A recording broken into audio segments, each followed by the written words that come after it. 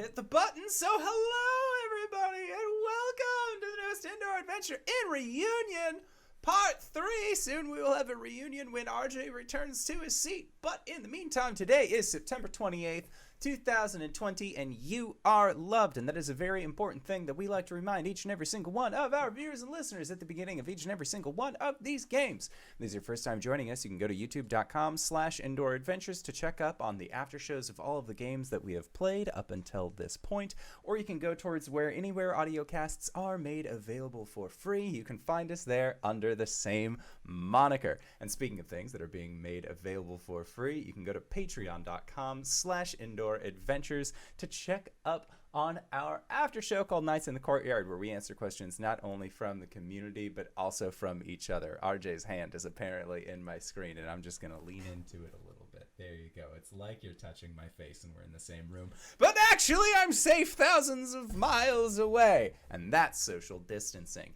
And if you respect social distancing, but you are also trying to have something about your face that will make it so that way going outside is safe again, hey, guess what? We got Tia masks. It's always upside down when I grab it. We got Tia masks. So these designs are made by our very own Cyberwolf1201. All of the mask proceeds that we get at indooradventure.redbubble.com go to help support Doctors Without Borders. So if you want to help support COVID-19 research as well as pick yourself up a pretty nice product, that is always an option. But that is it for my spiel. So hey, RJ, where can we find you? What do you do?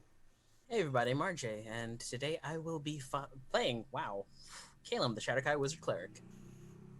Hoi, I'm Cyber. I'm going to be playing Arjhan, the Draconian Fighter. He, him. Hey everybody, I'm Wings. I'm going to be playing as Coriander, the Elegant Paladin. And as you may have noticed, our dear friend LB of LBHackEmUp fame is currently not with us.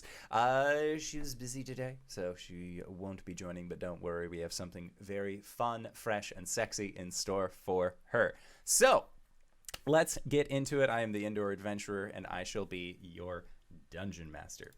Last time we ended up playing, we were able to finally make it to the Feywild. However, it took us a little bit to actually get there because there were a few stops that needed to be made. First, you guys needed to drop off your dear friend Hadorai at the Grove of the Hermit. Second, you needed to pick up your friend Coriander, who had turned into a swirling pile of ash and then later reformed at the Temple of Saloon next to Varanok in the south. I always want to say Fildas, but Fildas is in the north. You guys haven't been there yet. It's whatever. So, you guys ended up meeting back up with Cori. You made her all feel really bad about the decision that she made, which arguably was a bad decision. It was at that point that you went, that some of you went to check out the Dragon Forge with Kendek, while Cori and Caelum went to the Moonrunner in the Isle of Arathsk. It was at that point that you found out that Oliviette was actually missing a leg after a recent encounter with the Sahuagin, and she volunteered to join you on your quest to go to the Feywild. However, after a discussion about that with her crew, with Cori, she will not be joining you going into the Feywild, as she wanted to join more on the front lines rather than just a member of the cheerleader squad, but she is still currently untrained in reprising her fancy footwork now that she is without a leg. But that is neither here nor there, because the place that was our destination was indeed the Feywild. We ended last week with with the decision that we were going to do a lot of our shopping and other related things off camera. So, as you guys are making your way towards the Feywild, recap, what did you end up buying while you were on Arathsk? +1 armor. 4 potions of cold resistance. And let's just say 4 more potions of healing. And Okay. 300 gold piece diamonds, bringing Cori's current revivify components up to 5. Okay. So, we got a bunch of diamonds, a bunch of healing potions. Thankfully, you guys own the potion making store on this island, so really it's not that difficult. So of course I'm going to pay full price for my own stock. Well, you can write it off as a business expense at that point.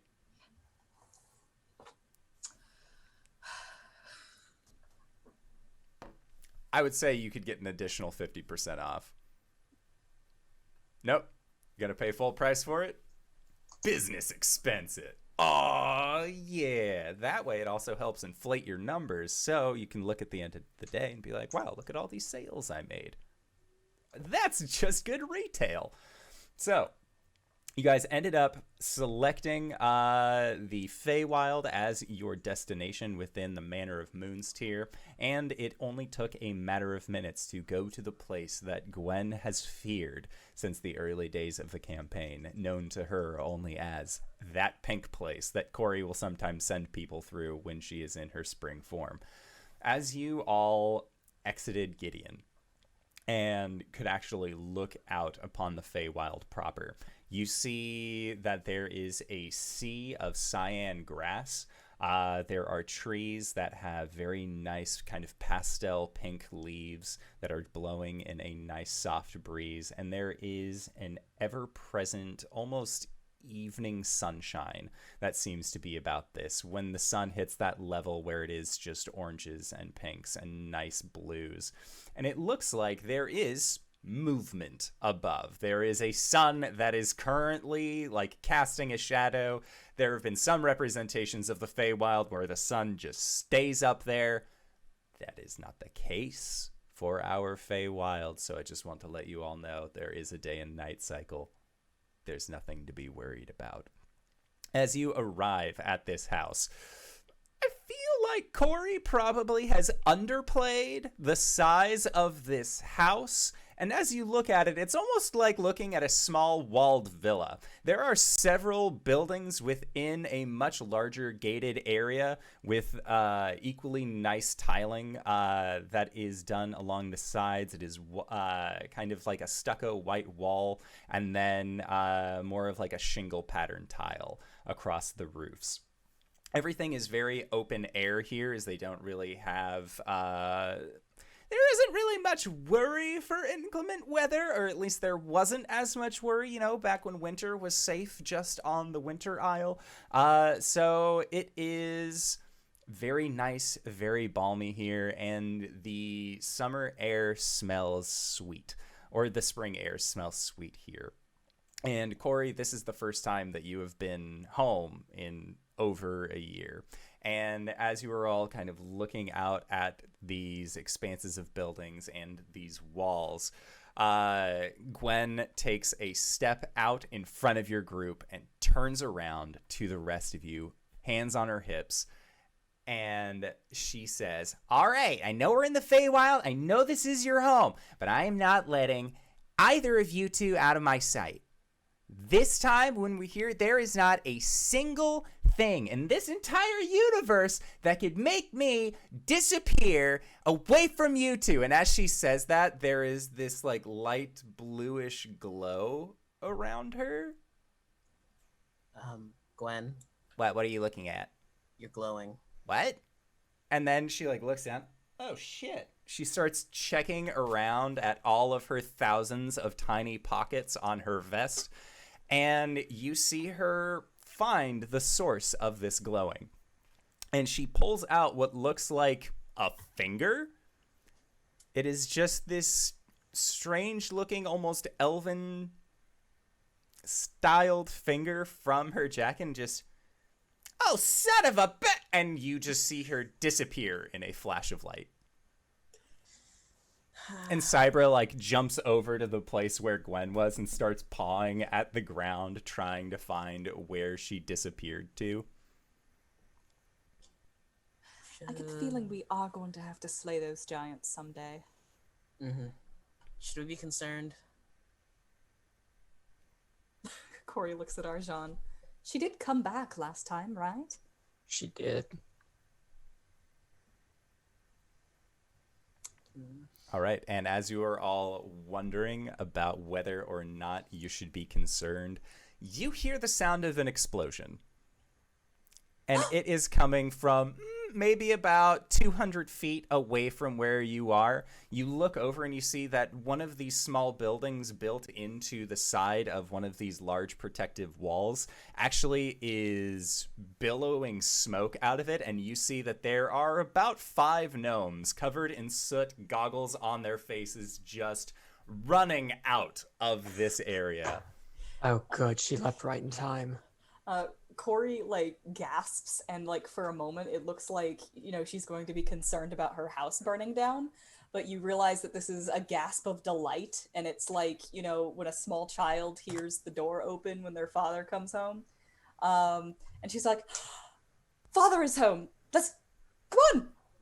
There is a large gout of fire, as if from some sort of breath-style weapon, that just erupts out of the front of this garage.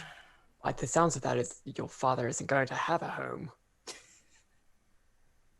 She's already like running up the hill. Okay. So, spear, shield, after her.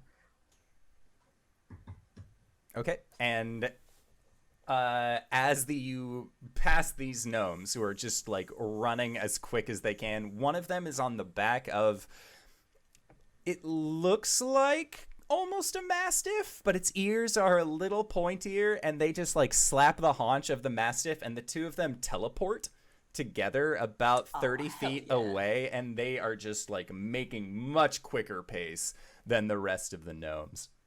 And as you get to the smoldering entrance of this garage, you see this deep black smoke billowing out, and it clears for just a moment, and you see almost it's like a large metallic looking spider creature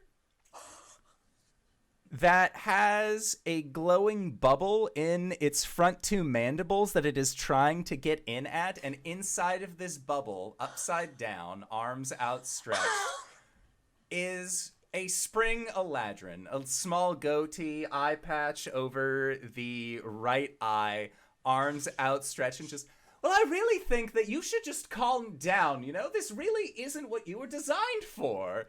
And there's another bout of flame that washes over the bubble. And they then look out towards you as this machine stops. Just, "Cori, it's so good to see you! Hello! I didn't think you'd be home so soon!" "Hi, Father, I'm home. Do you need rescuing?" And this machine just like squeezes with the mandibles again, and you hear as the orb just kind of like shoots out and then bounces along the ground. "No, I'm fine, but if you could make that stop, that would be wonderful," as they kind of like ball away from where your group is. So I'd like for everybody to roll initiative. Okay. 14. 13. Okay. This tracks. 5. Okay, so I'm busy waving at my dad as he goes flying. Cori got 5. Bless Excuse you. me. And the spider got a 14 as well. So, Caelum, what is your dex mod? -1. All right. Why did I ask? You haven't changed that this whole game.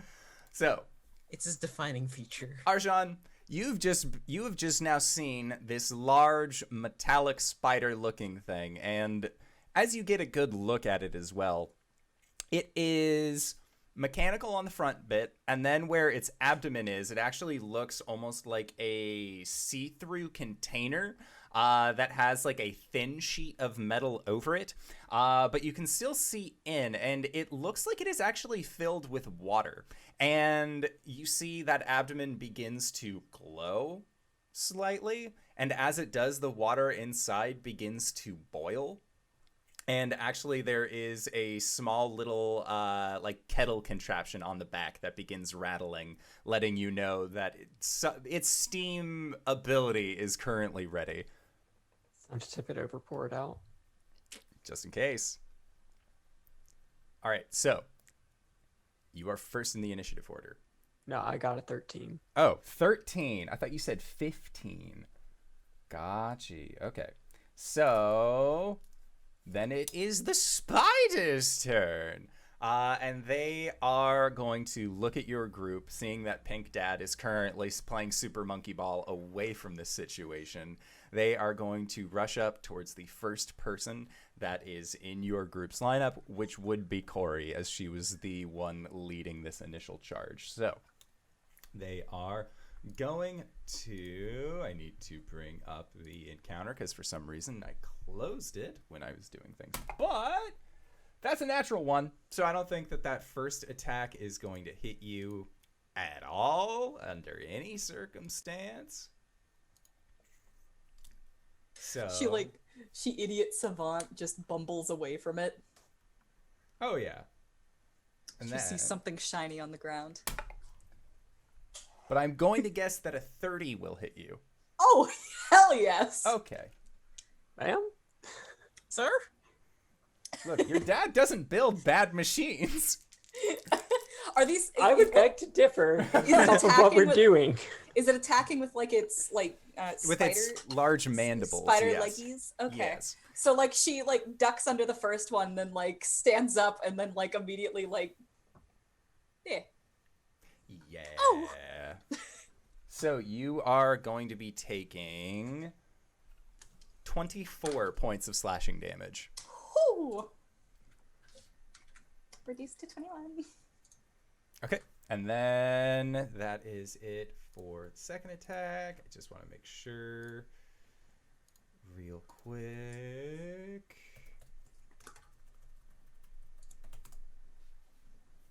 This guy does not have a third one. Boo. Yes, you are fine. So it only has its 2 base slashies that it can do, but that is all that it can do. Next up, Caelum. I'm gonna skip back next to Arjhan and tap him on the arm and cast haste on him.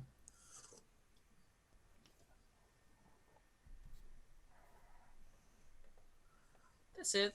I don't think I have a bonus action cantrip, so Arjhan's hasted. All right, Arjhan, you got some fresh pots running right through you. What are you doing? Looking up what the haste spell does. You get 1 new action that can be used to attack, disengage. Okay. You have a Here. +2 to your AC. So, okay, so I Advantage cannot, on Dex saves, I believe.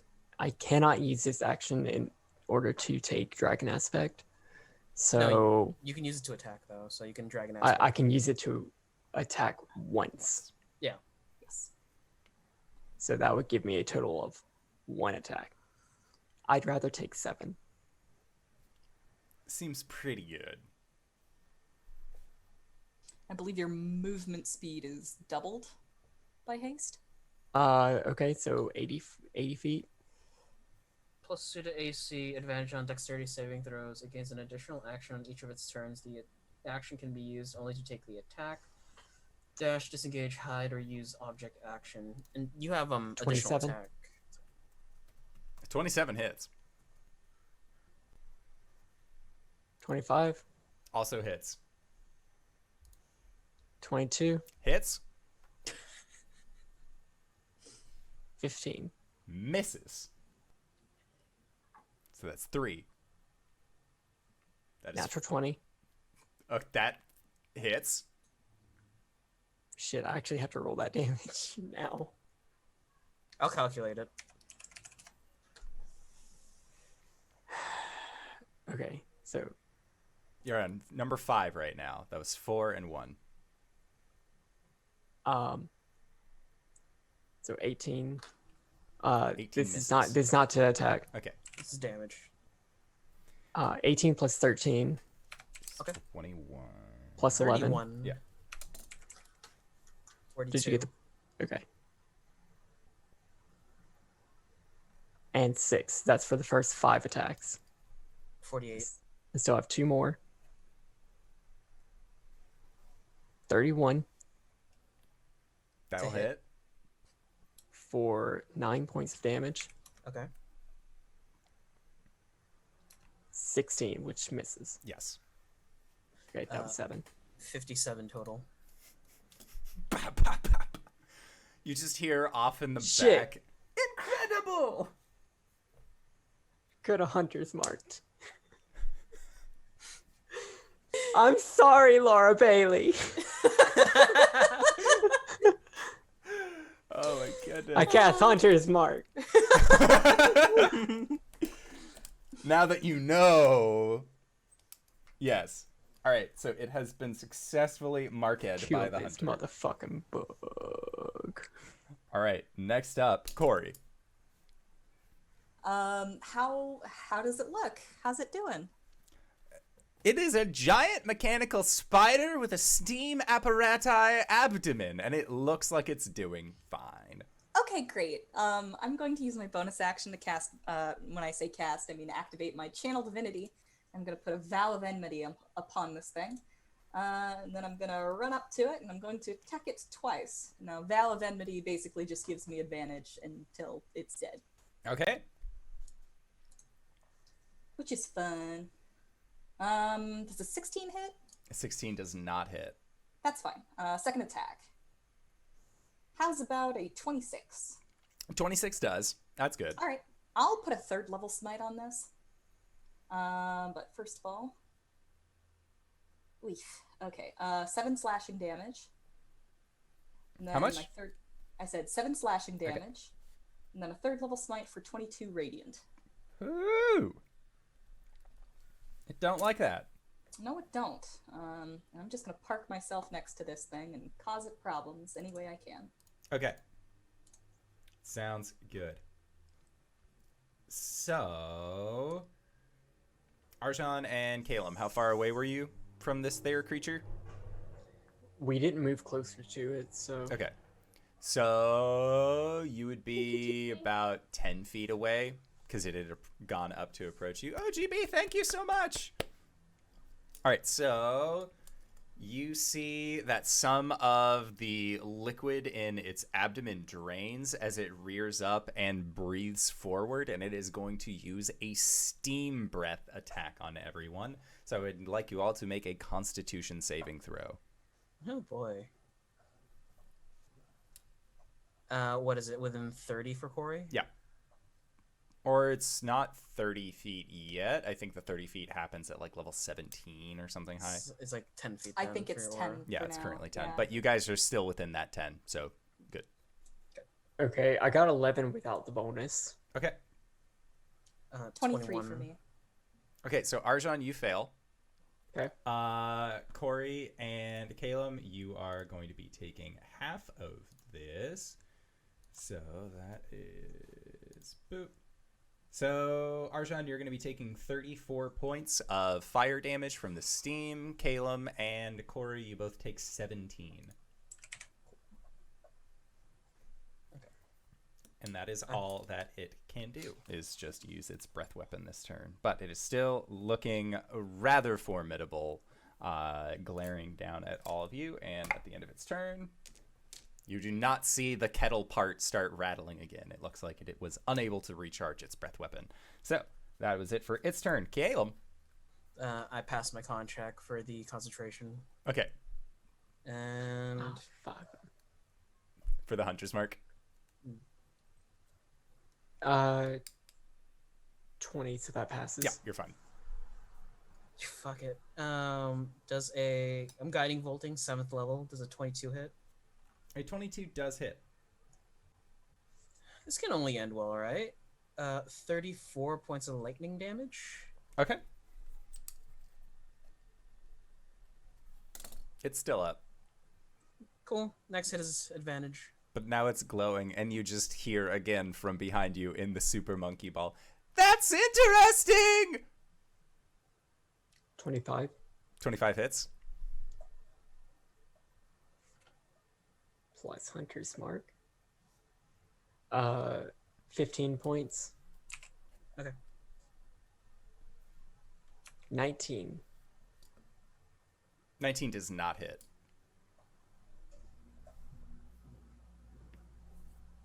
28. 28 do.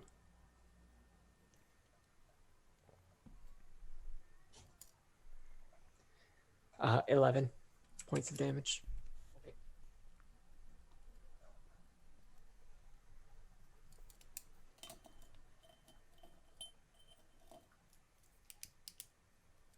Okay.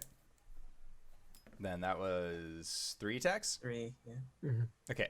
And then haste action. Oh, shit. I forgot I'm fast. 22. 22 hits. 15. Gotcha. Okay. This thing's looking real fucking rough, but it is still kicking.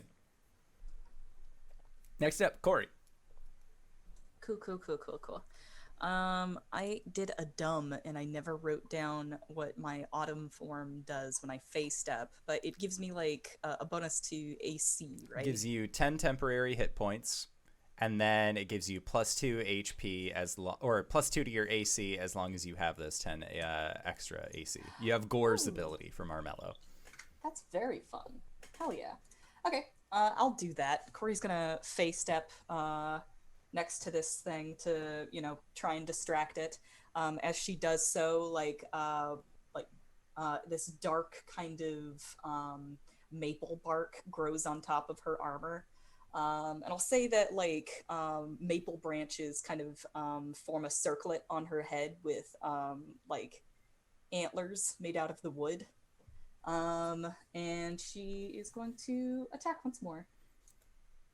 This time with feeling. Yeah. 23 to hit. 23 hits. Awesome. You know what? I'll do another 3rd level smite on that, but I'm gonna resolve my second attack first. And a 28. Okay. 28 also hits. Alright, so first attack, max damage for 14 slashing damage. And then a 3rd level smite for 26 radiant damage. Okay. And then I'll put a 2nd level smite on the second attack. That's going to be, if I hit the right button this time, 10 slashing damage. And then, like I said, a 2nd level. That'll be 17 radiant damage. Okay. Still up. All right. That's fine. That's all I've got for you, Betty. And Buster it is Brown. Angie. She's just dancing around him in a swirl of autumnal confetti. All right. Well, thankfully, you have, done a pretty good job of getting its attention, being very flashy and teleporting around the place. So it is going to continue its assault towards you and actually turns so that way it can use its long spider-like mandibles on ye. So that is a 31 to hit. Absolutely hits. Okay. For 24 points of slashing damage. Oof. All right, well, that armor immediately went away. Okay. And then a 28 to hit. Yep. Womp womp for a total of 11 points of slashing damage. Okay. And its steam does not recoup. That is it for its turn. Caelum. It is showing you its large, fluid-filled abdomen. Quickly to Mr. Jonquil. How much water is in that thing? Cori's dad just shrugs inside of his protective, invulnerable bubble. Well, can I use Create Destroy Water to destroy 10 gallons of that water? You would. It looks like there is more than 10 gallons. Oh, okay. No, I'm just gonna hit it then. Yeah. Cool. I only have one. Fuck it. Solo hit it. Solo smiting this thing with a Steel Wind Strike. Okay. 14 plus 8, 22. Okay, a 22 does hit. That's what I like to see. No. 28 points of force damage. All right, well, it had 22 left, so describe to me how you put this piece of machinery out of commission. Caelum looks at the back of it, raises a thumb, tosses his spear a little bit, and then throws it through the contraption. It goes right through the abdomen and out the head, and then Caelum is suddenly catching the spear on the other side and lands. Okay, and the machine, like, takes a couple steps to try and right itself, and then just onto its stomach, and then it kind of shudders a little bit, flips onto its back, and then all of its leggies curl in. And then a bunch of this water just starts pooling out of it. Caelum drives the spearhead into its head.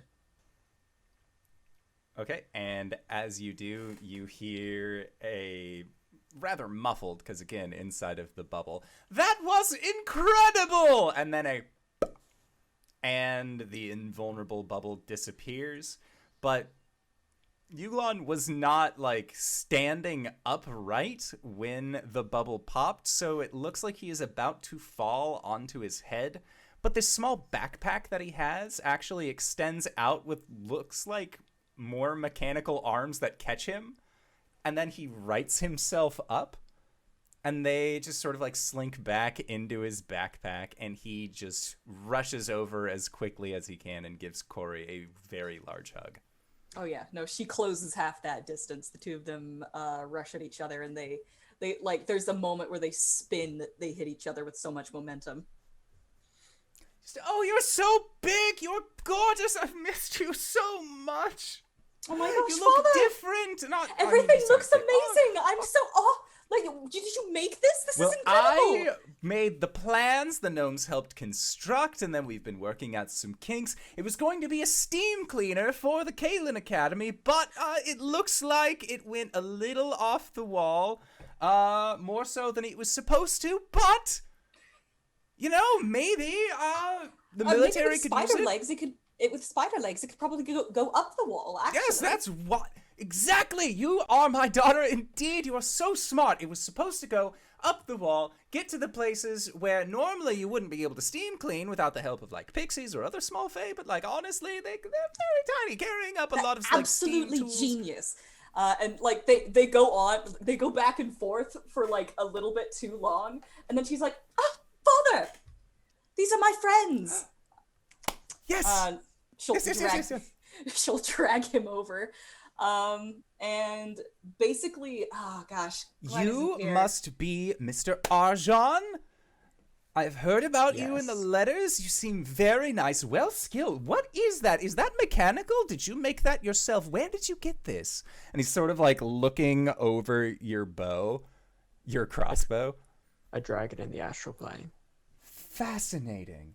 And as he says that, like, looks up towards you, and then his head rights over it. And you're the one who sent me your journal. And I will admit, as Yuglon walks over to you, Caelum, I will admit, I only read parts of it. I quickly memorized them, just in case. It wasn't anything personal. I wasn't trying to read anything extra into your life without your say-so. But I figured it was better to read a little bit, try and memorize it as best I can, in case there was a situation where you had, like, a doppelganger who didn't have your memories but was trying to get your book back from you. I didn't know if it was one of those things. They're pretty common in the gnomish serial plays that I see every other day or so. So I've really been, like, catching up on that. And honestly, they are quite a delight. Sorry, I'm rambling. You are wonderful. What was that thing? You shot like lightning out of your hands. Can you teach me to do that? Is that something that's easily learned?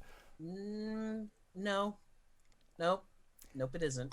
Well, then that is something that makes you special, and I am so glad I got to witness it.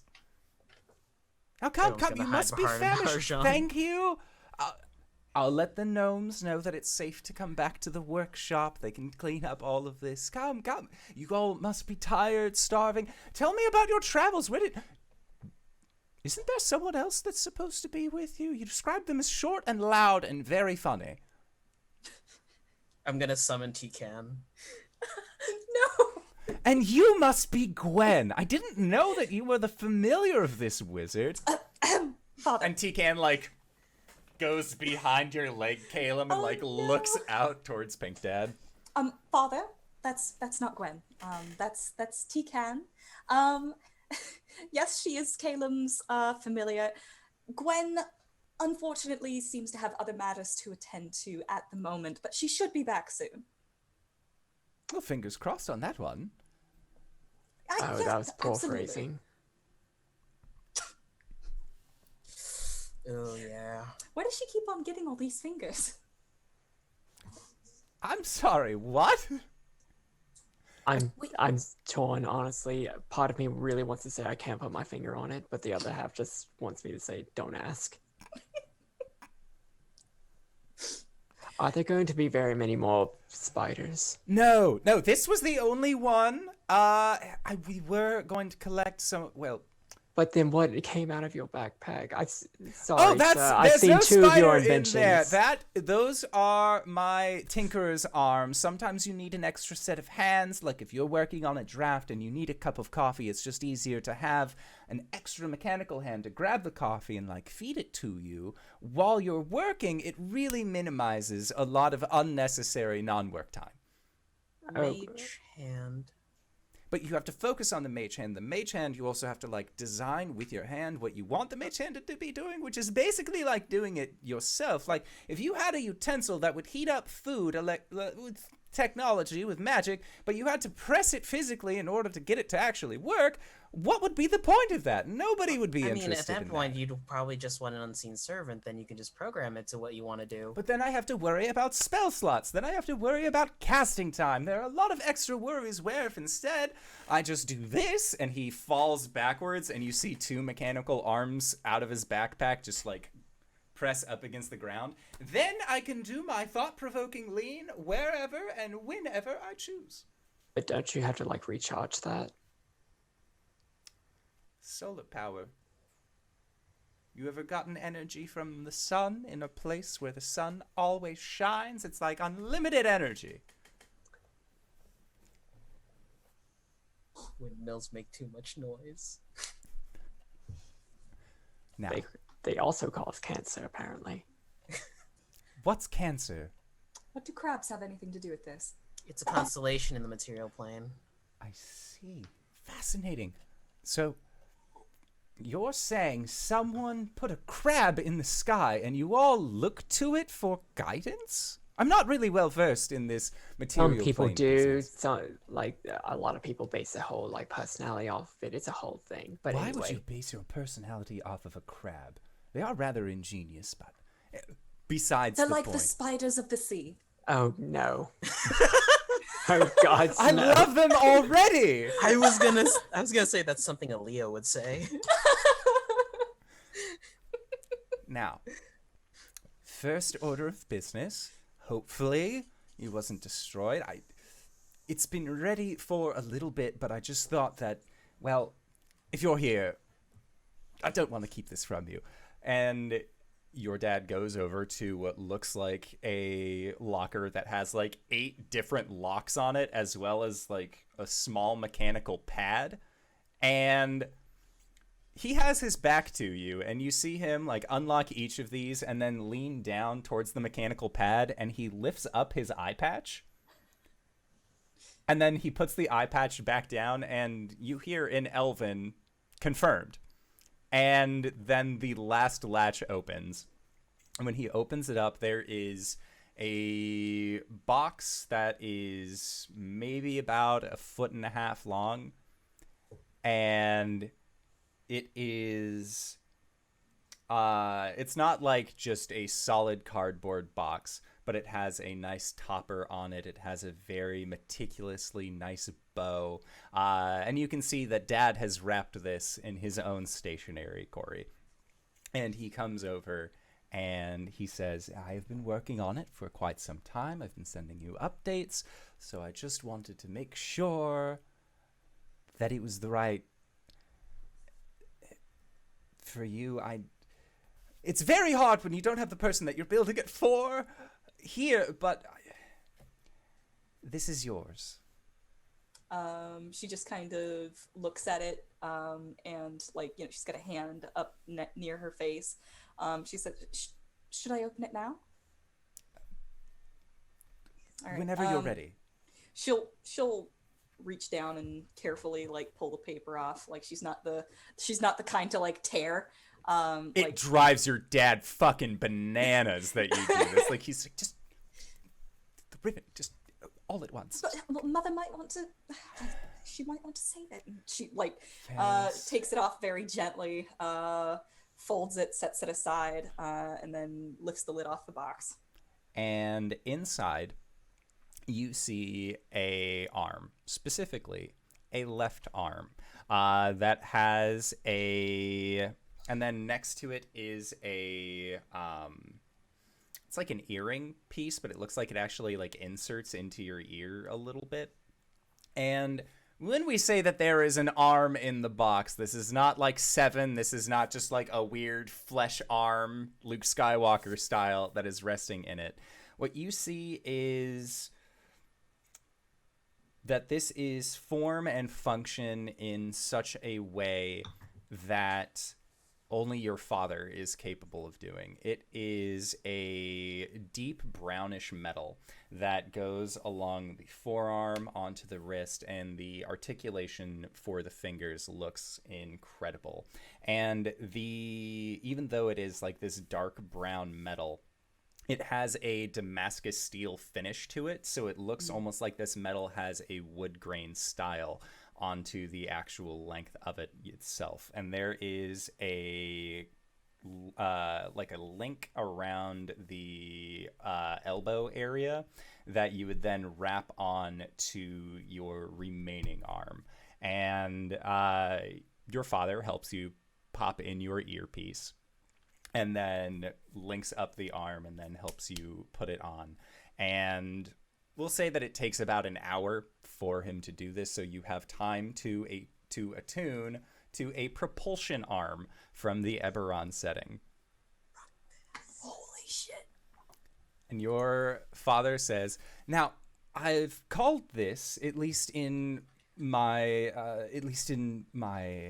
design work, that it is an armored prosthetic propulsion arm, APA for short. Now, when you want it to fire, you simply clench your fist and yell yip yip, and it will shoot off of your arm for up to a specific range, closer to around 30 feet or so, and then after it makes contact, it will come back without any kind of extra effort. Now, there needed to be a way to receive the waves of the brain, or at least I think there are waves in there. Sometimes I make my head go back and forth and it sounds like a sloshy, so I'm assuming that there are waves inside of there.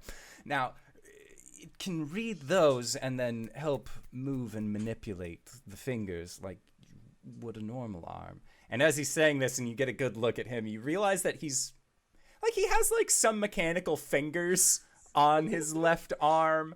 There are definitely like more scars and burns on his arms than there were previously, but that's just, he's your dad.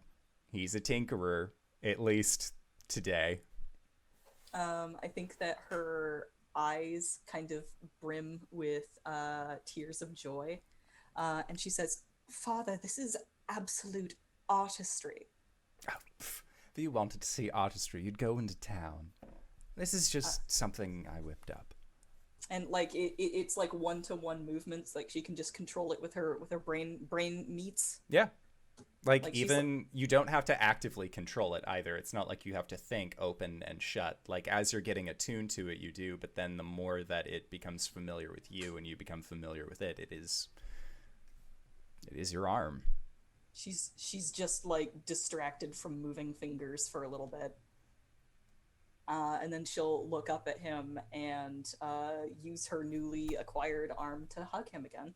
Yeah, and when you look up, his hands are like cupped in front of him, and he just has this really big face, like really big smile. Like he just gave you a thing. Please say you like it. She loves it. I love it, Father. And she just grabs him and hugs him again. You knock the wind out of him a little bit because you're very strong, especially because you did take an increase to strength since being on the material plane. Oh my gosh. but he just lets himself be lifted. It's fine. She'll turn around, come back, and show Caelum and Arjhan. Pink, pink, pink, pink, pink, pink. How do you feel? Wonderful. You want to test it out? I mean, I am. Wait, do you mean like this? Caelum's or... starting to slowly walk backwards away from them. Right, Yeah, okay. you said it'll return if it hits something. What happens if it misses? Then it goes the full length and then right back. You're not just... I wouldn't just let my daughter shoot her arm off into the abyss. She certainly shoots her mouth off into the abyss. Do you say that? I'm not going to say stuff like that in front of her dad. Nope. Do not. This is a fun family We stream. are guests in your home. We are guests in your home. I was about to say, I would love to see you try to stop her. Just meet her dad and just immediately start dunking on her in front of him. Do you have a 10-foot pole with a basket on it? Because we're about to dunk this Celadrin. Is there like there's got to be like a shooting range or something for like Yeah, testing this sort of stuff out? Yeah, he is definitely... as much as Caelum was like, just shoot me, I'm off in the distance. Oh, is that what he meant? I was gonna use a spell, but okay. Catch. Yeah. Uh-oh. Cori's dad has a range set up specifically for testing this very thing. There is, at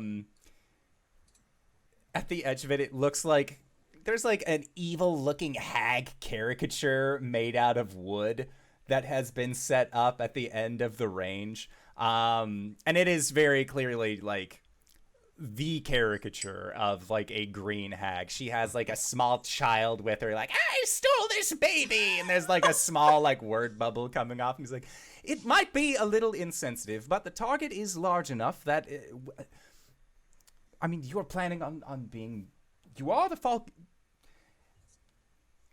It is there for you should you so need it.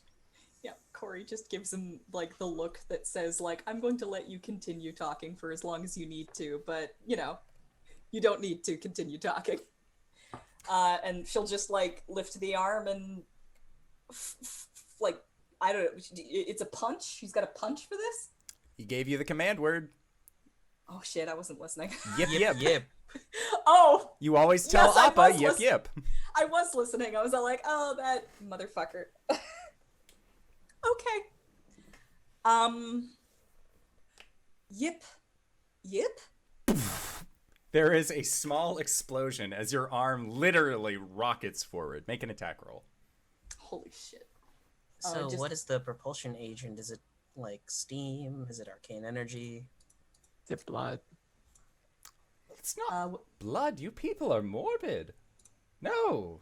I said steam It's or arcane. arcane. Yes. It's the only thing I don't want to talk about this anymore. What do I add to this roll? Well, what does the propulsion arm say? Let's find out together. Let us find out. I opened it up. I attuned to it. I don't think it automatically gives you an attack to plug into your D&D Beyond. Arcane propulsion arm. It's a magic melee weapon with which you're proficient. And it deals a d8 of force damage on a hit and has the thrown property. So with a normal range of 20 feet and a long range of 60 feet, when thrown, the prosthetic detaches and flies at the target of the attack and then immediately returns to you and reattaches. Okay, so fairly short range, all things considered, but better than javelins, actually. Yeah, it returns, but you also have a javelin of returning, so it's... Could you do that with the javelin of returning so that it's like a mounted cavalry charge light? It's a 26. A 26? Oh, yeah. You say yip yip, the arm blasts off and just smashes dead into the center of this of this wooden cutout of the hag that then like collapses and falls over. The arm continues out, stops mid-air, and then just whoop. And as long as you keep your arm level where it shot out, it zips back. Ka-chunk. Huh. And then she like wiggles her fingers again. Useful. Useful. And you can see that your dad is just beaming watching you use this invention. She'll give it another try on like a different, like more generic target down the range. Like she's just practicing to make sure that she knows how to use it. Okay. Yeah. I think they just have a grand old time blowing shit up in the backyard for a while. Yeah. Arjhan, you and Caelum can also join in on blowing shit up at the shooting range if you want. Otherwise, it's totally fine. Father, this is absolutely amazing. I hope that you kept the blueprints for that one leg that I was going to have you make for Caelum. But his leg looks fine. His leg is fine. It's somebody else, actually. And she gets out the measurements that she took for Oliviette. And she's like, this is for Oliviette. I might have told you about her. We were pretty serious for a while. And she recently lost her leg in a fight against a Sahuagin. It was quite tragic, and she really, really needs this. For a while? So not currently? Did she break my daughter's heart? No. I will build no such thing. Father, no. It's complicated, okay? Things are a bit rocky. She's going through a hard time. And she really wanted to come, but her crew talked her out of it, and it's complicated, okay? Well, I can start work on this. I'm going to throw this out there. It probably won't be another Appa. I don't see shooting a leg off at somebody to be as practical as shooting a fist. I can't say that would be her style. But I can make it work. But Olivia was like a swashbuckler, right? Yeah. Mobility is really crucial for her. Her deity, the way that you worship Elistray is through dance. It's so important, Father. I see. Well, if it is important to my daughter, it is important to me. I will get right on it. Thank you so much. Once, of course, I get done making you all dinner. Aww. Well, of course you have to let me help you. And she'll bustle after him into the kitchen, and then like come back and say like, I'm sorry. Everyone come in. I'll show you around very quickly, and then I want to help my father cook some dinner, if you don't mind. Just nods. I'd love to entertain, but it's been a really long time. Okay. By all means. And as you guys go into this house, again, it is very open air. It was designed to allow nice breezes to kind of just go through the halls. There's no like centralized heating or air conditioning. It is very much, they are used to living in a very temperate zone. So a lot of the doors and other things that you see are actually just like thin sliding doors. Rather than being like a very sturdy wood finish. And as you are going through this house as well, Caelum and Arjhan, you start seeing a variety of family photos. You see what looks like a younger version of this Eladrin dad. Still has the goatee.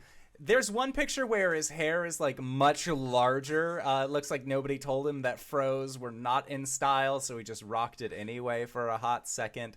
And you can see that There is a very stoic figure that stands next to him in most all of these photos, hands behind their back, posing like they are like standing in a line almost.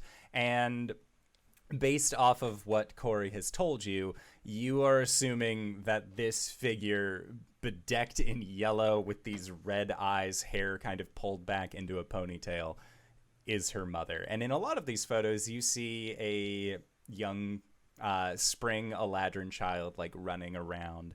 And then as you continue through this house, you can actually see Cori through the different stages of her youth. And in one of these pictures, it's actually her standing next to what looks like another ragtag team. There is, let me see here in your notes. With Cori's friends. The note is not there. I don't know why. That's fine. So among Cori's friends, you see that there is a figure that is wearing a mask. There is... God, who are your other friends? There was a gnome, I believe, who... Oh, fuck. His name is Fret Twiddlepipe, and he was a band kid. And I think that I'm going to settle on just those two and Cypress. Okay. As far as, like, childhood friends going to school together. Yeah, and in one of these pictures, it does look almost like there is... Almost like it's Caelum, but, like, he's wearing these lighter blue robes. Has a sword at his side, looks like hair has been chopped short a little bit, and then in other pictures, hair is a little bit longer as well. And it looks like these are just Cori's friends from before everything that happened with the Feywild happened. These are just fun family pictures. You were really tiny. I mean, we all were at some point.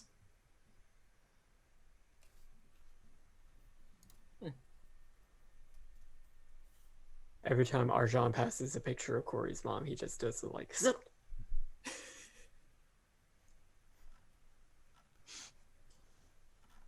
Right, let's see. Yeah, it was. Up. Where the fuck is it? Yes, there is figure wearing a mask, and then there was the bard. Those were actually your only two classmates. So makes things two even. friends. That's why we couldn't figure out the third guy other than Cypress. And Caelum, you see that there are a few more pictures, and while a lot of the Eladrin in these photos you can tell are the same person, but their seasons will change depending on the photo, depending on the location. That boy in blue doesn't ever seem like he shifts out of his winter form.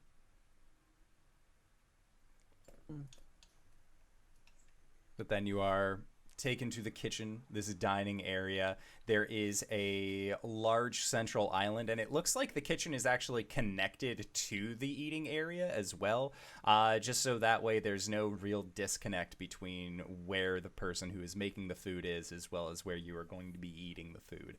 Again, this house it's pretty large. It's like a tiny village inside of these walls. But, you know, to Cori, it's just the house that you grew up in. Of course, it's the house. Well, your dad's house.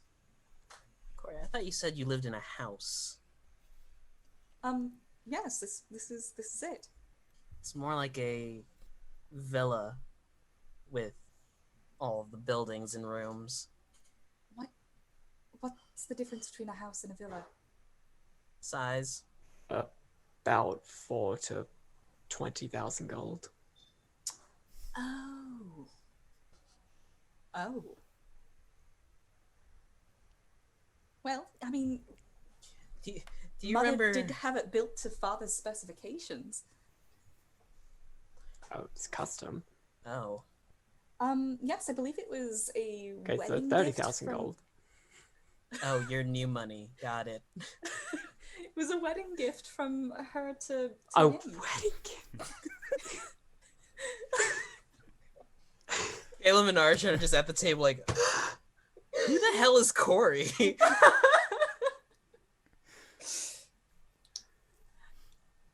She's like, I think she's a little embarrassed realizing that like she came from a much more privileged background. And she's gonna try. Arjhan and, was like, trapped in a tomb by other people.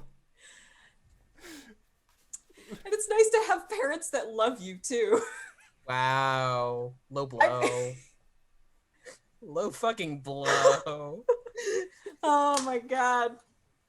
Oh my God. Was not expecting this turn. Well, of what events. was it like growing up with a family that didn't actually kill you? Oh my god. What's it like growing up with a father who cares? Oof. Oof, you guys. There's an explosion from the kitchen, and Cori goes back to make sure that her father doesn't burn the house down again. Just like imagine how many renovations they had to go through because of. Oh no. Arjhan, it's okay. Don't think about it. It's gonna give you a headache. It's not my house.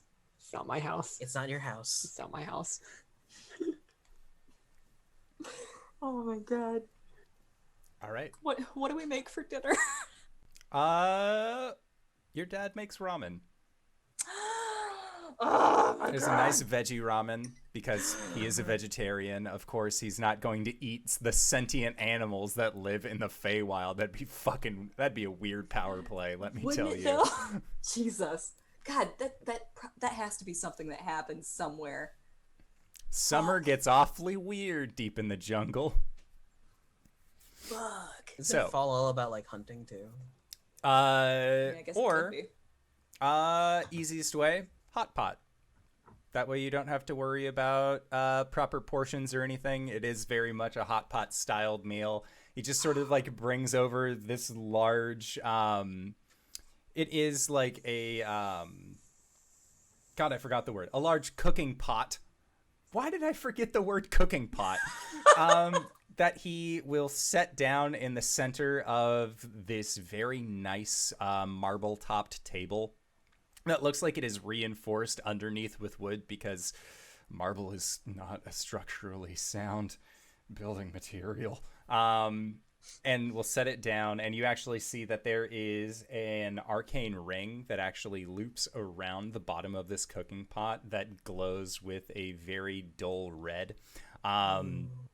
And it actually is keeping the food inside of the pot warm while it is at the table, and he passes around bowls, offers chopsticks to you all as well.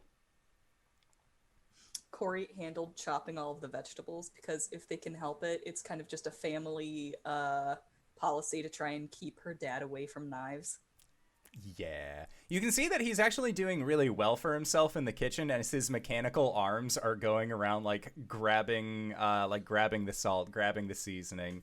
Inside there are mushrooms. There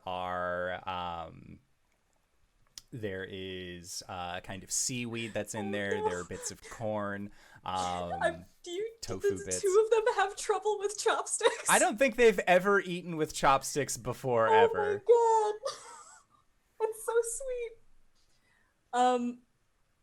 I feel like her dad would have like figured out the like rubber band setup to make it so that you trainers. Oh yeah. Basically.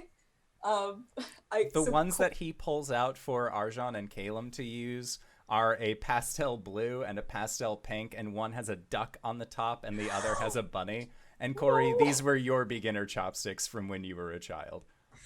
She gets nostalgic over them for a second and then realizes that she's like infantilizing her friends, and then she's all like, it's actually very helpful. Passes them out.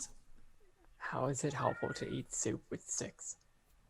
Well, I'm sorry, I don't understand this Cori's dad concept. has the bowl up to his face, slurps loudly. Oh, there's noodles. And then, like, grabs a square of tofu, pops it in his mouth. Oh. Oh.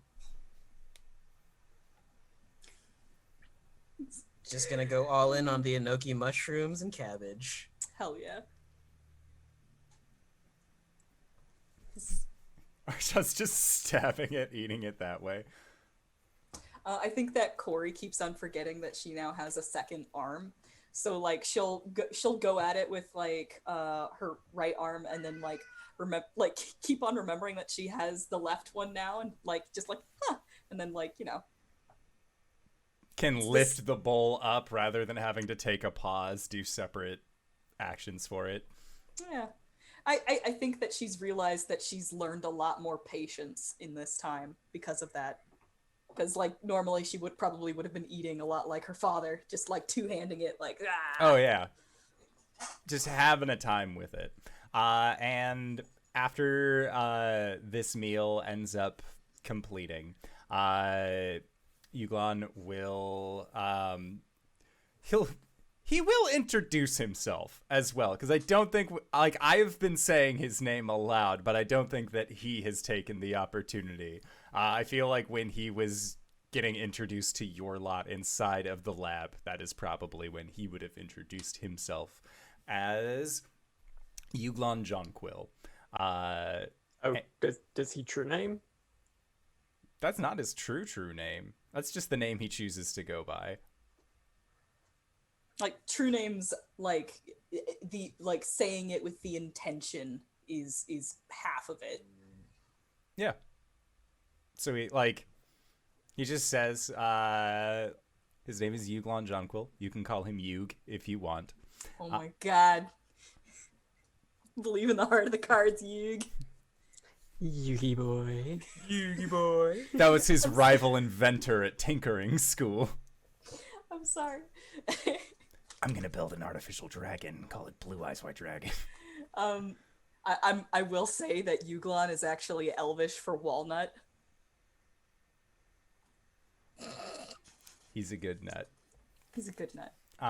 But he will clear off the table and then ask if anyone would like any tea after the fact. Sure. He'll come out. It's a very nice, it's like a fruity but herbal blend. And even though it does have a little bit of a bitterness to it, that bitterness is just coupled with it being a very sweet, but not overly sweet kind of flavored tea. You can taste there's like a little bit of chamomile, but also like dried apple bits are inside of this as well. Cori will get down the cookie jar and set out some cookies to go with the tea. Yeah, and this table is just like a sitting table on the ground. There are nice padded cushions that are set out for everyone to just sit back, relax, and enjoy the meal. It would be a katatsu if it were that cold here. Yep. But of course, it never is because it's spring. Well, for now. Caelum's pulled out his spell book and he's just sketching out the table and like the rune pattern on it so they can give it to Gideon later so that he can make it. You're gonna use his little heating circle as a spell circle to transport a house into? No. To actually, what's it? Oh, for the heat, like as a heating unit. Yeah, Gotcha. as a heating unit to have hot pot inside Gideon. Okay. Sorry. Is it okay if I copy this? Oh, go for it. That's fine. Here, I'll save you some time.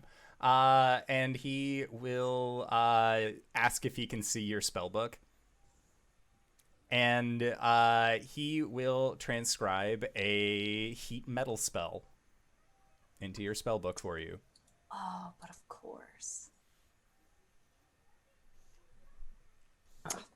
So not to, if it's not intrusive, we did come here with a sort of agenda. How far away is winter? Well, if I'm not mistaken, it is off the coastline of summer. A little dark. I, again, apologize for a little bit of a drop in mood. all of our civilizations here in the Feywild are based off of the seasons, the taming of the primordial Fey, as Coralon once did, many years ago, which I'm sure my daughter has told you all about. Big fan of the Big C, that is for sure. Now, spring is right next to summer. Summer is next to spring and autumn, and then autumn is next to winter and summer. It's a little bit of a stepping stone. It's flat. The flat plain. I know that there have been rumors, far goers, that have told me that other planes wrap around themselves, but I'll believe it when I see it. There's a city made nothing of doors that apparently is donut-shaped. I don't understand it, but I would love to see it someday. Now, there is no getting directly from winter to spring, so there's no worry about winter coming directly to us. However, is with summer. Caelum. Oh, Caelum has started a photography spell Gotcha. in his hand, and he'll hand Mr. Jonquil the glass orb, and it is the city of Sigil. Sigil. Sigil. Just how to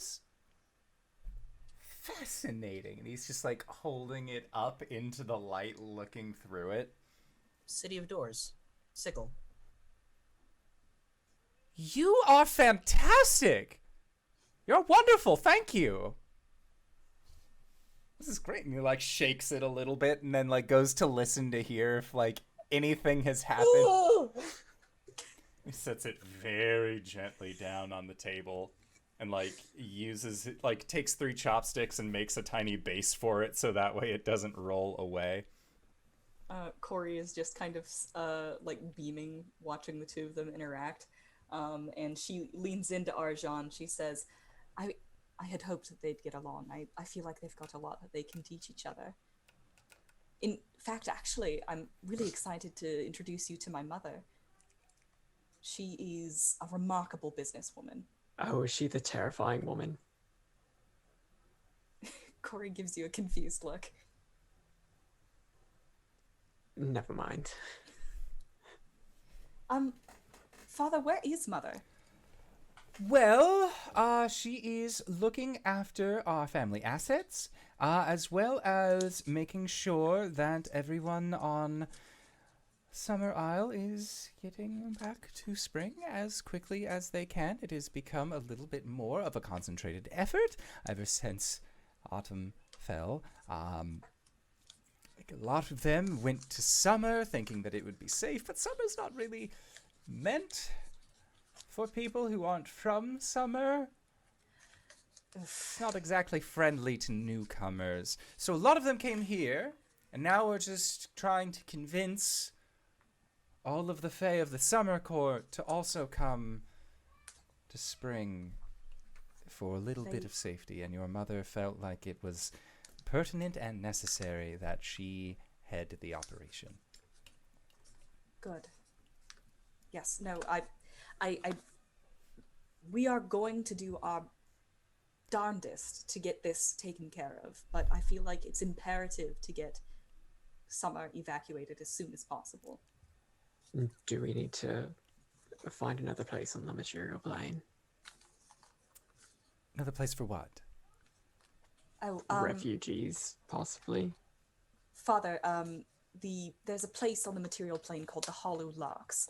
A Dullahan named Talon actually headed an evacuation effort into the material plane from the Autumn Isle. I heard about that. Now, that sounds a lot... He headed the evacuation attempt? Yes, evidently it was in direct opposition to the Judges 3. But let's be fair, they weren't exactly helping out. That's why Damien was calling them traitors. I understand now. Listen, I don't agree with a lot of the rules and regulations and work practices that the Judges 3 have informed people of, but they are looking out for the best, or at least what they think is the best for the Feywild, and that's why they gave you the okay to go to the material plane for as long as you have. But that's besides the point.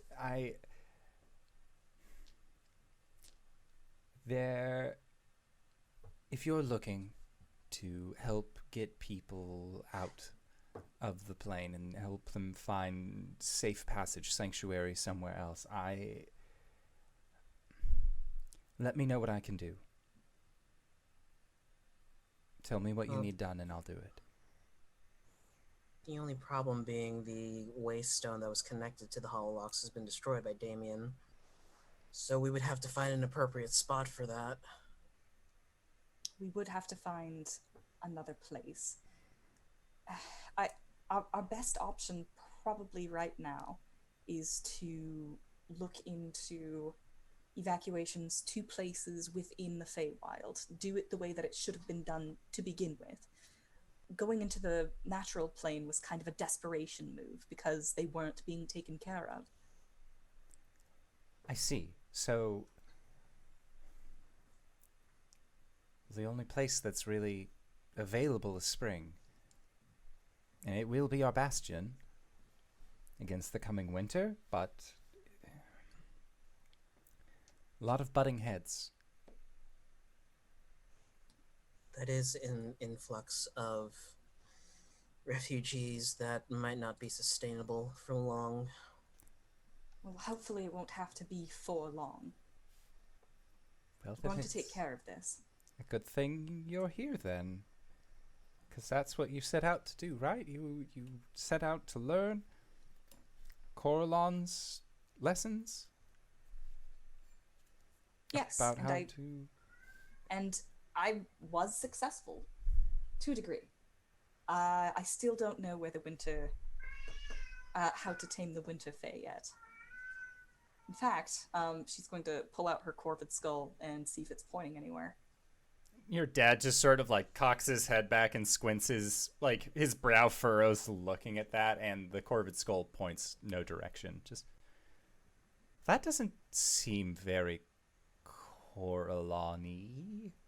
Yes, well, Coralon wasn't exactly giving up very much information in that regard. I kind of had to look elsewhere. Indoor, whenever you was talking about Cori stripped to the material, what sort of insight could Arjhan have gotten from that? Make an insight check. 9. A 9. The insight would be that you remember over a year ago in game that Cori just showed up out of a portal while you were riding on your horse making your way to Shroudport. And she had explained to you that she was trying to find a way to combat all of these powerful archfey. And at the time, it seemed almost unbelievable as a thing that could happen. But now here you are in the Feywild trying to put a stop to winter. Okay. All right. And as you and Cori, as you tell your father that Coralon wasn't exactly speaking to you very often, so you had to look elsewhere, he looks at you and kind of cocks his head to the side and says, like who? And as he asks that, that is where we are going to go into our break for the evening. So I'd like to say thank you to everybody who has decided to stop by and join us on this wonderful adventure. We are going to try and be back in 5 to 10 minutes, so don't go no place unless it's to grab a food, grab a drink, grab a friend, or possibly go to indooradventure.redbubble.com. Pick yourself up something nice, and we'll see you guys shortly. All right, everybody. See you soon. And we're back. Steven! I got this in the mail today. Yay! I'm so glad. I sent it through regular mail, so I was scared that it was going to get lost. Oh god. Oh god. I'm sorry. I had to make sure that it wouldn't like unfold Or tear in the refold, mail. Yeah. Was ist los? Oh god, they're even taped to the... Okay. I wanted to make sure they didn't rattle around.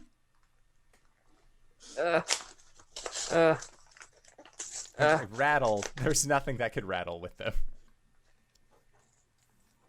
God. Okay. I'm so Okay. curious. Okay. What could it possibly be? They're Animal Crossing cards of wolves. I love them. Which ones? Freya and Whitney. Whitney's such a good one. So that brings me up to, I think, 6 out of the 10 wolves. Stephen actually sent me Celeste as well, because I sent a screaming snap at some point expressing my love of her. She a good burb. She a good bird. People and let I me love know her. what kind of Animal Crossing amiibos to be on the lookout for. We'll find them. Steven gave me his love. I did. And that's all I need.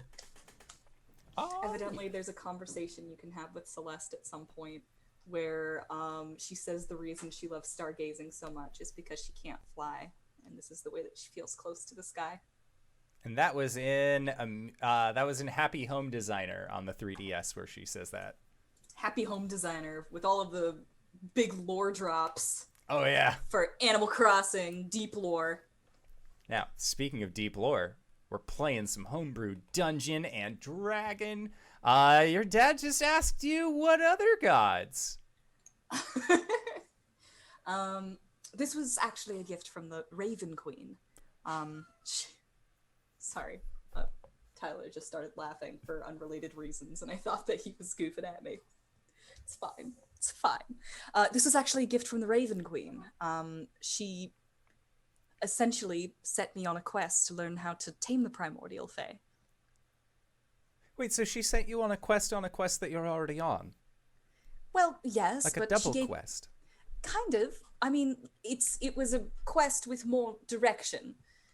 It was a quest to get to a quest. Sometimes you have larger, more overarching quests, and then you have to do sub-quests in order to... That sounds like a lot of work. Being an adventurer is a lot of work, Dad. Being a Caelen's a lot of work. Caelum leans over to Arjhan and just goes, I think Gideon has a shovel, right? I'm sure if you ask nicely. And your dad just sort of like, I'm not trying to... I'm just saying that that sounds like a lot of responsibility, and I am glad that your mother and I raised you with a strong enough sense of self that you are able to take on all of these tasks, even though that does sound like quite a bit of work, but I'm sure you're managing. I'm sure you're doing wonderfully. I think that the best place to start is to reconvene with the other Caelens. Is Diantha Barbatus still around? Yes, Diantha is still here.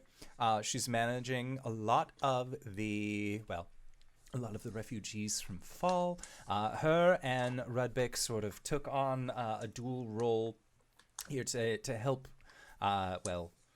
those escaping winter. And she's doing a wonderful job. She's a little stressed about the whole thing, but honestly, like you've said, being a Caelin is difficult work, and Diantha knows that better than most. And Rudbeck is still on the Summer Isle. He decided that he was going to try and rally the Kings of Summer for one last final attempt to thwart all of winter. And as far as I'm aware, he is still in the process of doing that. I believe that there are plans. There is a contingency plan set up where if the Kings of Summer fall, then Rudbeck will be able to reach us here in spring.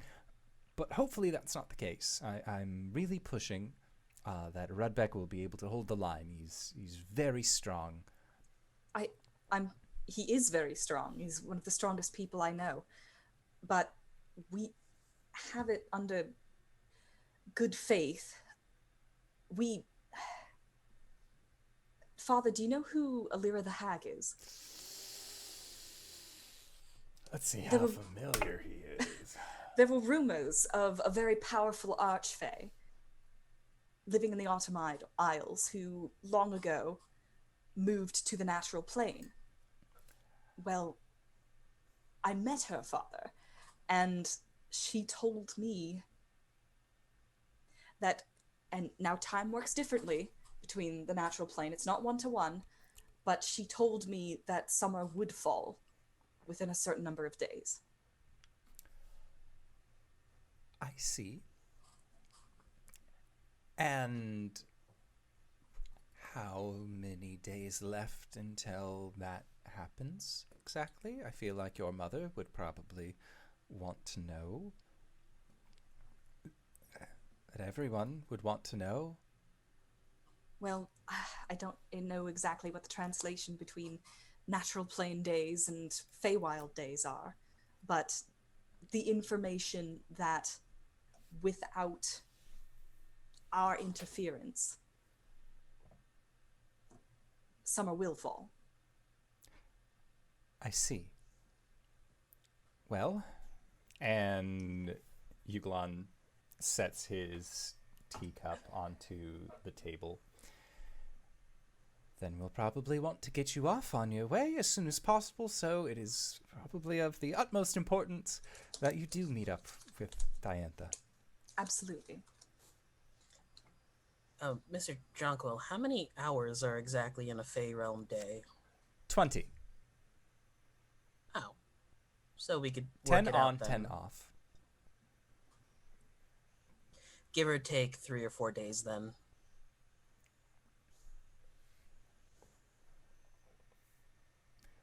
How would we normally, like, communicate in the Feywild?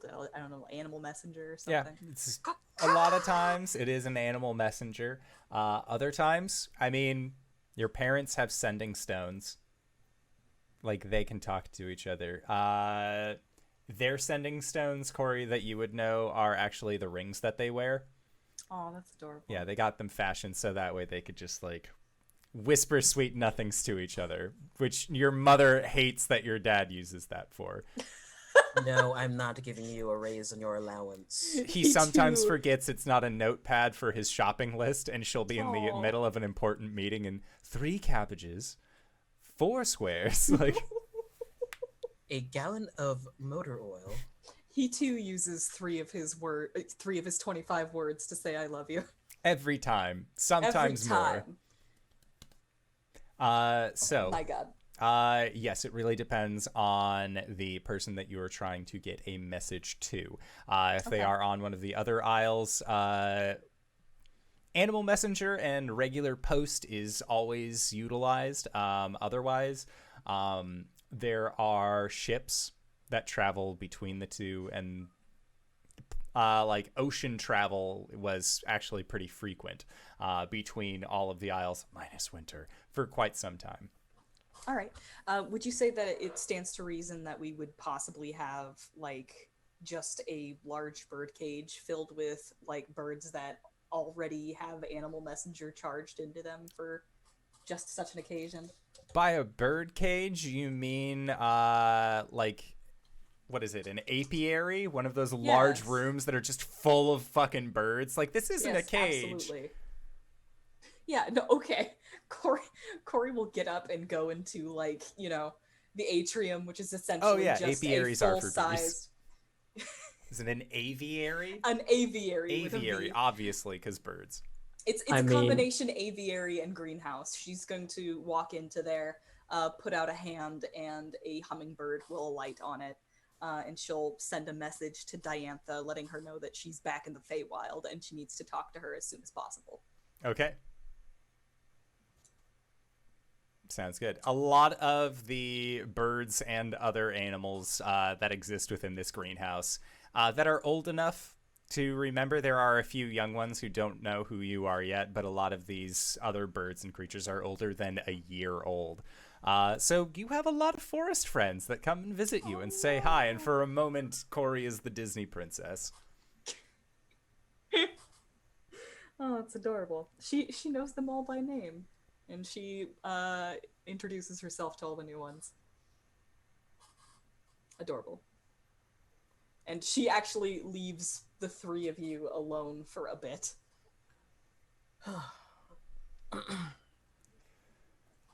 There goes my girl. Thank you for the meal. Oh, it's no worries. If you would believe, I don't exactly entertain guests from the material plane all that often. I wasn't sure what you liked, so that is why we had something that you could kind of throw your own ingredients into.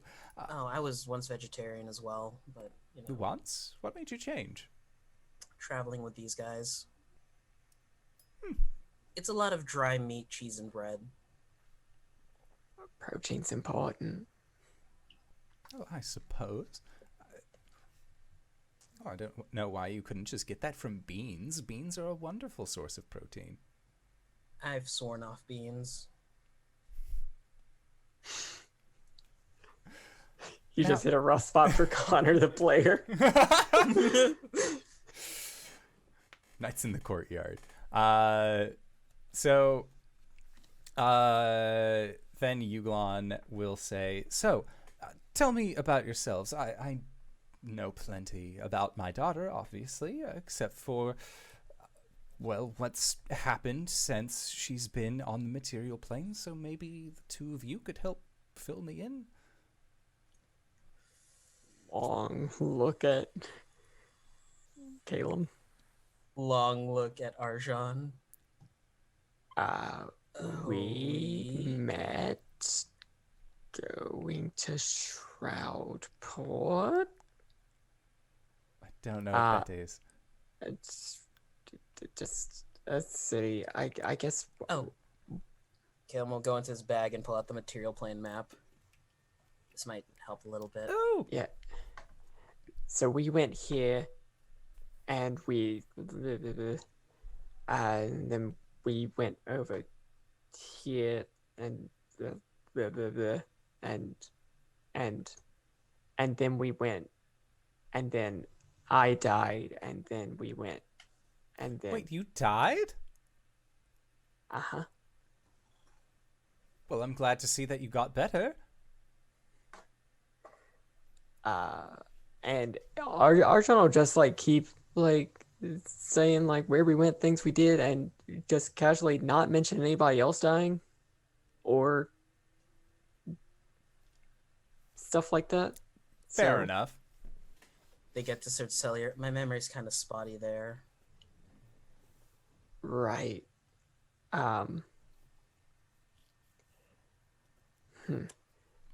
And Arjhan keep just saying like, hey, what they did. We met up with this other guy for a little bit. And a lot of this stuff he's already heard because Cori kept him pretty well up to date. Yeah. She just, like, you know, omitted very specific things, you know, like any death or extreme failures of in the emotional or otherwise. And this is where this is where we met Damien. And I am so sorry. Like, he just apologizes for you having met Damien. and where we found Cori with her cool new necklace. I see.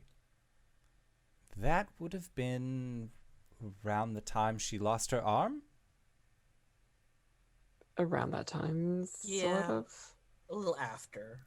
All right, yeah. all right. I think I'm starting to get a better picture of this. Oh, No, that's No. where you lost your leg. that's where I lost my leg. Yeah. Cori lost her arm here at Green Reach. You all seem like you have a lot of terrible things happen to you, but then you just seem to get better. Adventurers. I don't know how you do it. Honestly, I have such a difficult time focusing on just doing one task that even thought of going out and doing the thing indefinitely, I don't think I could. I think that sounds like a lot. It sounds like a lot of responsibility and effort, and I would rather be building things. I mean, I was like that once, but then I met up with everyone else. I see. Well, I'm glad that you met up with my Cori, and that you've been able to keep her safe for so long. And I understand that things are not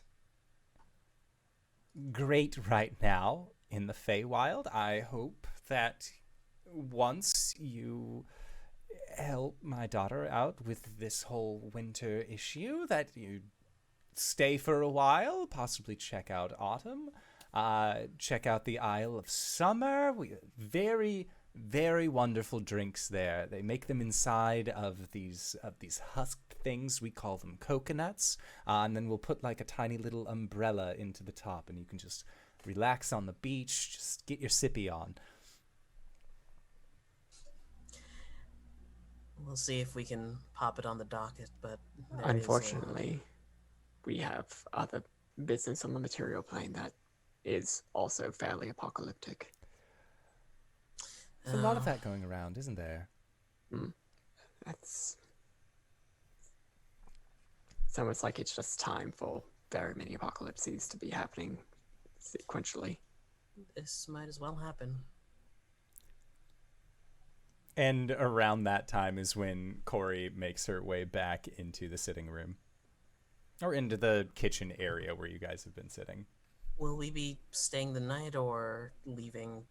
Oh, please Right stay after. the night. Your room is exactly the way that you left it. We have more than enough guest beds as well for all of you, unless you two are together. I won't judge if you are. No. I saw the way you two looked at each other before telling you me for about the your journey on raid. the material plane. Thanks for the raid. Oh, thank you, Open for Adventure. Thank you for the raid as you come in right as my dad assumes that my two friends are dating. And they definitely aren't. Well, I don't really require sleep. Would you mind if I use your workshop? Oh, of course. Feel free. What's mine is yours.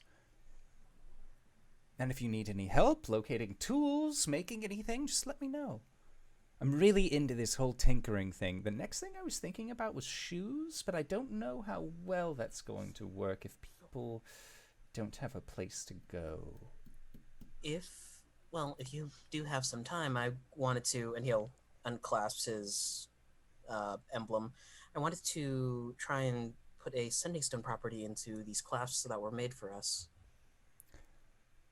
Well, I don't know when I could get it done, but we can. If you don't sleep, I could put on a pot, and then we could just see where the night takes us. Well, I don't want to impose. I could just work on it, and Oh, it's fine. if you don't mind. It's fine. Sleep has been very rare for me lately, and honestly, I don't really meditate all that well when the wife is gone, so it gives me something to do with my hands. Do you think, I mean, I've been trying to get a R&D department set up. I could try and see if I can swing some connections to help you out. Ooh, who are your people? What's your R&D group? Are they hiring? Oh, no. I mean, I had to say, it's, from what I hear, it's kind of hell working for them, but the devils. Oh! And you consort with them regularly? Yeah? Well, at least they're not demons. I've worked with a few devils in my time. They're not exactly the most... Oh, I did. They like to stick to deadlines? I work outside the hierarchy. Different, I see. different connections. Well, if you are ever looking for an independent contractor for either quilting or tinkering, shoes, again, I'm thinking about it. I just need to actually get the proper tools, convince my wife that no, this hobby will take off. It won't be just a hobby. Danae, Yeah. What's wrong? do you consent to your dad being hired? Yeah, sure. Why not?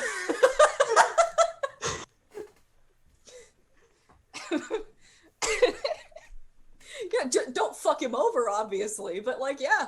I can't promise that. Just wait till you meet my mom, man. I smell a tight merger up in here. Hey, listen. I already have your husband under contract. Oh my god. Coming in with the power play. Wait, did you say you already have my husband under contract? To your mom. Oh, right. Okay, gotcha. I'm just saying. Yeah, he will. If you hand him paperwork, he will read over it. He's really excited about shoes right now. I hope you're into shoes. I'll do that, and I'll are there devils that I can bring forth who are, you know, are artificially inclined? There is. It is, you know that the only one who would be the most readily available would be Cat. When the Oh, papers no. start Cat's not an Abishai. when the papers start coming out, Cori like wanders back in. She's all like, "Oh, Father, you know you're not allowed to sign anything without Mother here." Well, I was just going to look at them. I was going to pre-proof the papers, and then I would be able to get a synopsis of what to tell your mother. Not that I hide anything from her whenever Obviously I am not. I'm just saying. forming remember, these contracts. I was curious. she's already got him under 4 or 5. One of them does say that I am not allowed to sign contracts without running it by her first, and that was... She got me good on that one, I will admit. But honestly, dealings with devils aren't too different than deals with the Fae. That's what I found. They're actually. honestly a little bit more upfront about everything. They can be very duplicitous. And there's Once just again. like a long knowing look from your dad. Just, yes. Once again, my mother. Caelum's gonna sneak Bless away her. to the workshop. There is the sound of a squeaky door. Vents. Caelum vents. Dimension door. Whoop. Did I like? You don't get a response for like. Not with Animal Messenger. You literally sent a bird to a person. Bye. Yeah, no, that's fine. I'll just wait on that. See if anything comes of it. Okay. Sounds good. So, Caelum, you are in the workshop. Arjhan, you are busy showing Cori's dad some paperwork. But before I do want to see if I can get anybody from R&D to help Caelum out. Yeah. What was the Abishai that was working on the project? It was a white Abishai, correct? Bridget. Bridget. Yes. Bridget will they were in the middle of something, but they managed to like they work pretty closely with Kat, and even though they are rivals, it's more of a just like, oh fuck, now she's gonna finish the project. But Bridget, as your employee, is begrudgingly happy to do this work with you. So Caelum, you get a white Abishai helper. Oh, hello. Well, hey there. Work under Arjhan, correct? Uh-huh, that's right. Okay. Pleased to meet you. I'm Caelum. Did we not meet before? Not this Caelum. No, I swear I saw you before. You look like... Oh, yeah, you look exactly like the little elf boy who came into our big old mechanical dragon. I'm sorry, what? Yeah. So like we've been working on this like big old mechanical dragon like vehicle thing. We were gonna have it as like a vessel for His Grace Tarlayan, but like then he just, you know, sort of got brought back, and so we were just like, hey, well, we can turn this into like a really cool vehicle and stuff. We could still use most of it, just like allow a little bit of manual stuff. And whenever Arjhan came down with all of y'all, it's just like, hey, well, let's go for a test ride. That sounds amazing, actually. Yeah, you seem to have like a whole bunch of fun. Oh, But was that not you? I I swear it was you. there is a lapse in time where I can't recall anything. Adventure stuff. Well, I just popped in here because Arjhan said that you had something that you were working on. What do we got here? Oh, right. So these clasps were made for us, and well, I decided that a good property to have on them would be a sending stone quality. So you would tap the clasp, and they would basically send a message out to the other clasps. Well, all right, let's get started. And you do it. So, I would like for Caelum make an Arcana check with advantage. Do. Ah, bless this mess. Natural 20 for 28. Bwomp, bwomp, bwomp, bwomp. So, you have access to 3 clasps right now because one clasp is with Gwen, who is currently not with your party. I tell you a secret. We do something really similar with like some coins. Oh. Oh yeah, looks like you got one. Yeah, Arjhan had told us we would be technical advisors in Tyrant Security. Oh, that's smart because like you get some of the benefits without like any of the. Good for you. I'm sorry. All right, so you will be able to, over the course of this evening, with the help of Bridget, who is used to these kinds of things, as well as Yuglon later in the evening, you will be able to manufacture these sending clasps. I think they're a really cool idea, so I'm not gonna be like, no, you can't make these quickly. You have a bunch of helpers who are really smart and trained in this kind of shit. It's fine. At some point during the night, they take a break and they're just playing canasta. Sure. So, Arjhan, then you were getting in contact with Bridget in the kitchen with Cori and I wanted to say Jonquil. That's your last name. Yug. So, Yug then begins the process of cleaning up the kitchen, putting everything away, making sure that any leftovers are stored properly so that way he can enjoy them at a later point in time. Caelum, while you're working, all of the gnomes that were running away from the large mechanical spider come back and actually begin dismantling it. And one of them is so incredibly sad that you did your finishing move through the head of this thing, as that's where a lot of the usability data was coming through. So their test was for naught, but they learned a thing or two about how not to make it scary this time around. They're going to make it significantly easier than having a weird mechanical spider. Apparently that was Yuglon's idea, and the gnomes were against it from the start, and now they have gotten confirmation that it is a bad idea. Why don't you make the, initial body more like a disc sort of thing with wheels on it so that it can deploy the steam in a 360 circumference?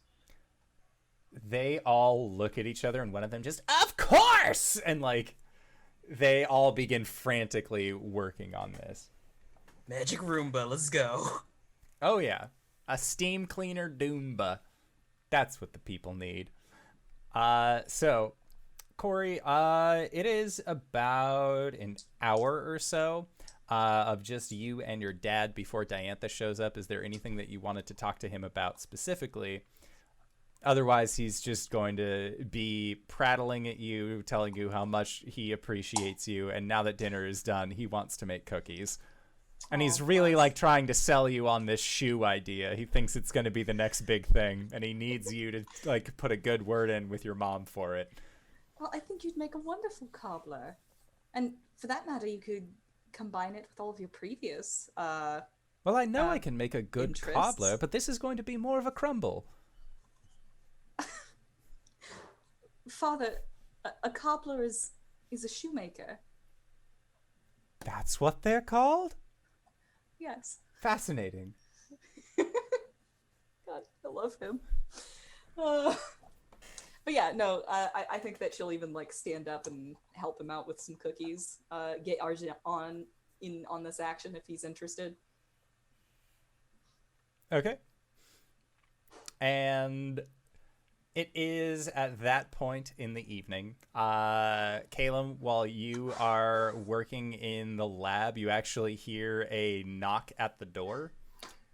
And when you turn around to see the source of this knocking, you see a tall figure, maybe about 6 feet tall. So roughly, what, Cori's height? Yeah, roughly around Cori's height. They are wearing a red leather bolero, a black dress shirt underneath. They have cropped lavender hair that has an undercut and more of like a front swoop about it. They have a snake bite piercing on the right-hand side of their lip. And you can see that their tooth is chipped on the front. And they are wearing like cargo pant style khakis with combat boots. And the combat boots lace pattern actually goes into a star on one side on the bottom, and on the other they are laced into a heart pattern. And they are wearing rose tinted glasses and just, you're not from around here, are you? He turns. No, I'm Cori's friend.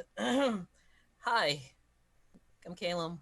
And she shoots you a quick smile, and you can see that she like bites her lower lip a little bit, and the space where her tooth is chipped just sort of like is more exacerbated by it, and just, well, it's nice to meet you, Caelum.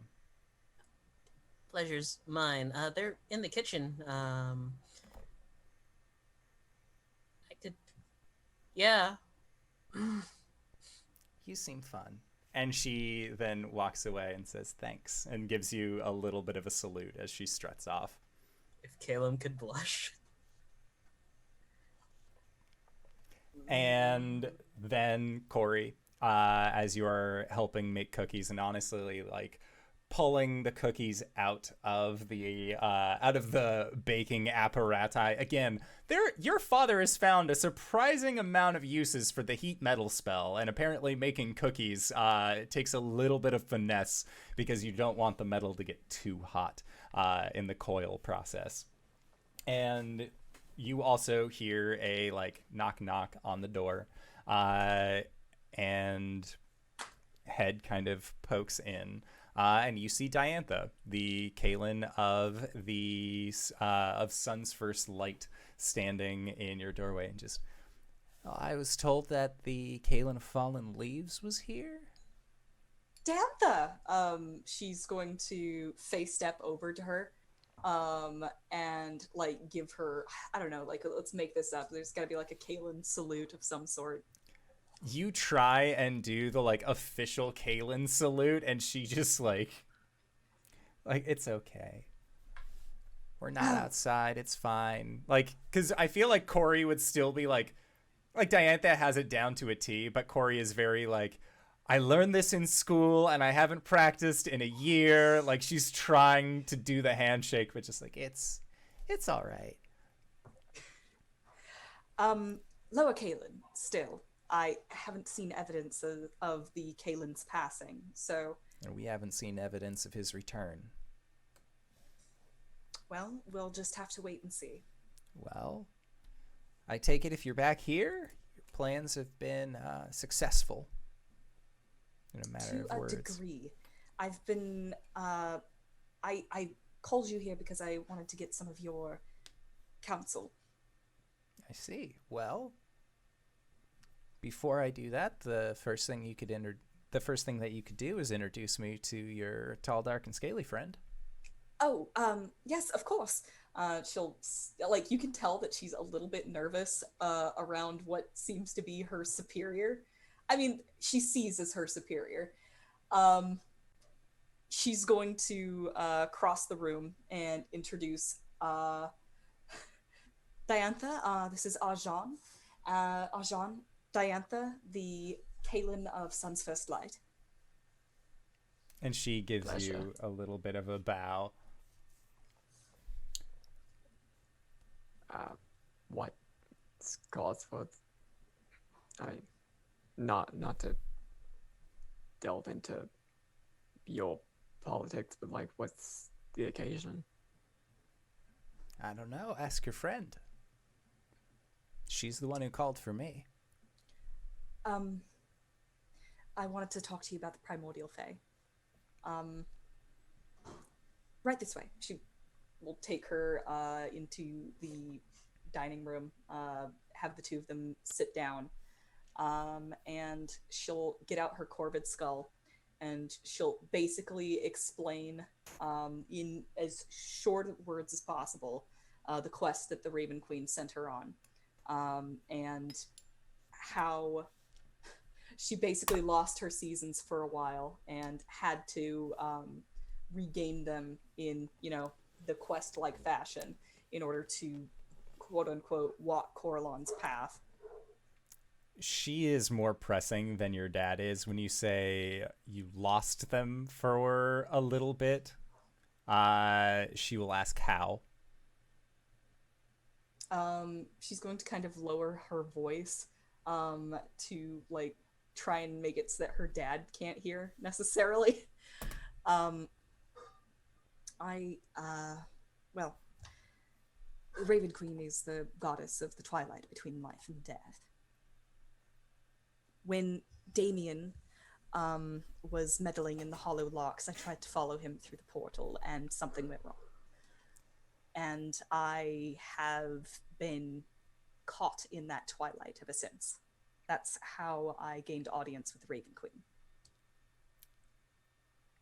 Again, she kind of like absentmindedly is like flicking the snakebite piercings that she has, and they are making a clicking noise against her teeth. Mm-hmm. Just, I see. Well, thankfully you've been getting them back, I suppose. It would be a little strange to have an Eladrin who couldn't change their season or take on the season of the one that they're supposed to protect. So, at least you have that going for you now. It was strange. I'm not going to lie. But it's been getting better ever since. And I have a stronger understanding of the seasons than I ever did. And you want to know about taming them? Yes. The Raven Queen seemed to make it sound like that the adventures that I went on whilst obtaining my seasons again, that they would teach me some sort of lesson that would assist in the taming of the primordials. And did you?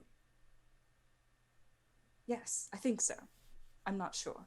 I haven't tried anything yet, and this is the part of the council that I wanted to have with you. I see. She kind of fidgets for a moment, and then she says, when I regained my winter season, or not winter, spring, when I regained my spring season, and she'll like explain the adventure that she went through, the tree, how they were trapped in like a dreamscape where they were shown like an alternate version of their lives. It was something that Soul, the tree, it is what he believed was our best life, our most the potential that we most had. She will, when you bring up Soul, will actually like put her hand up to stop you, and she says, I heard about that one, actually. Did you? She nods and says, one of my agents, I think you ended up meeting her. Helped you out in that situation. Yes, I did. I haven't heard from her in a while. She was a friend of Arjhan's, actually. Really? They were close while he was young. I see. That makes sense. Gives a little bit more insight into what his whole deal is anyways. Now, why do you think Soul showed you these things? What is it that you felt like you were supposed to get out of that interaction? Specifically what he showed us, it felt wrong. It was corrupted. I don't think that things that he showed us specifically were important necessarily. She says, as she's remembering her version was like basically being in Cypress's position. But spring is all about new beginnings. It's essentially coming back from the brink. And she leans back a little bit, scoffs, and shakes her head. You don't agree? She looks down at the table and looks up towards you, just over the ridge of her glasses. And she says, spring is about living your best life. That's what spring is. It's not about whatever it is that Soul showed you. Every single moment, every single thing that you do, spring is about finding the path that will take you to where you need to go.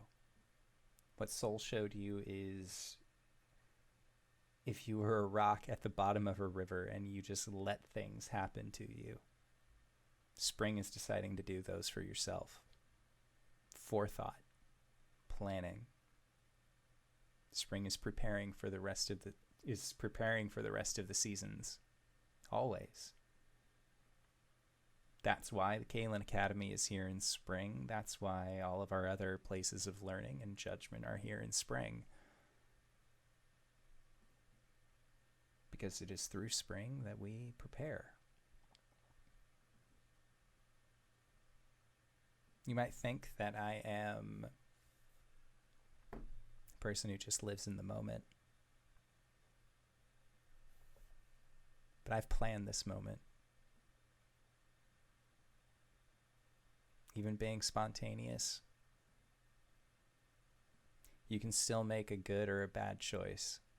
And spring is always being able to make sure that you're making the right one. So I want to ask you, are you making the right choices in your split-second decisions? Because there's something different about you, Cori. I don't know what it is, but I know that you're a bad liar. She kind of like tilts her glasses back up.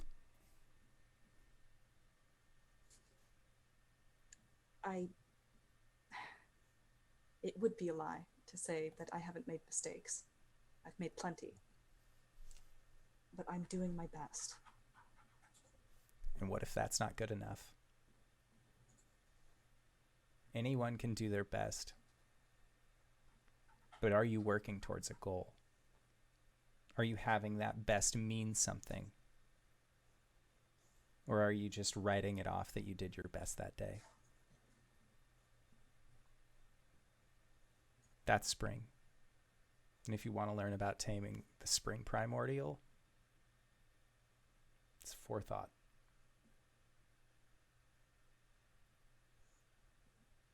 Live your best decision.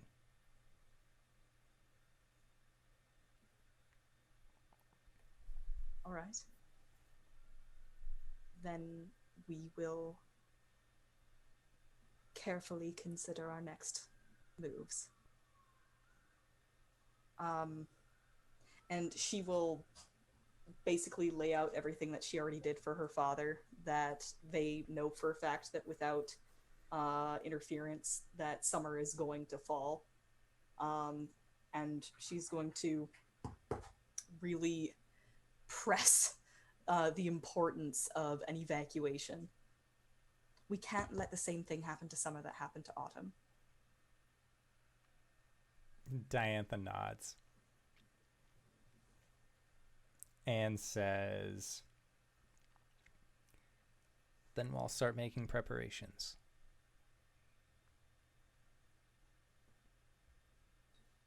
There has to be some place we can go.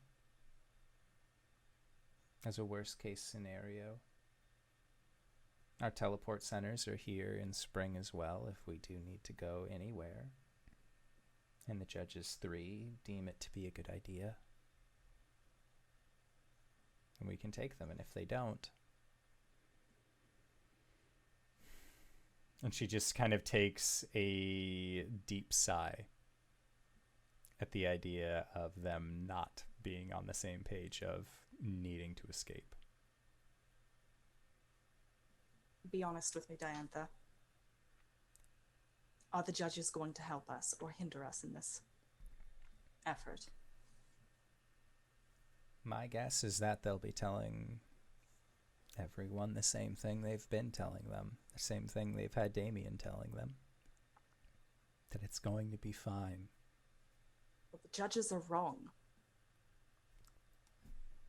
What makes you so sure? Because I've seen it.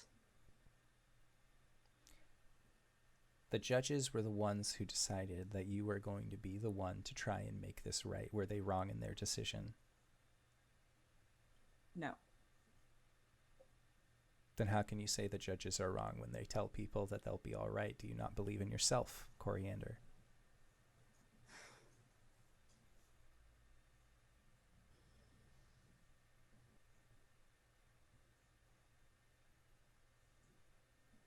I think that gives Cori, like, pause for thought. Just because they've put their faith in me doesn't mean that they can ignore the needs of the people.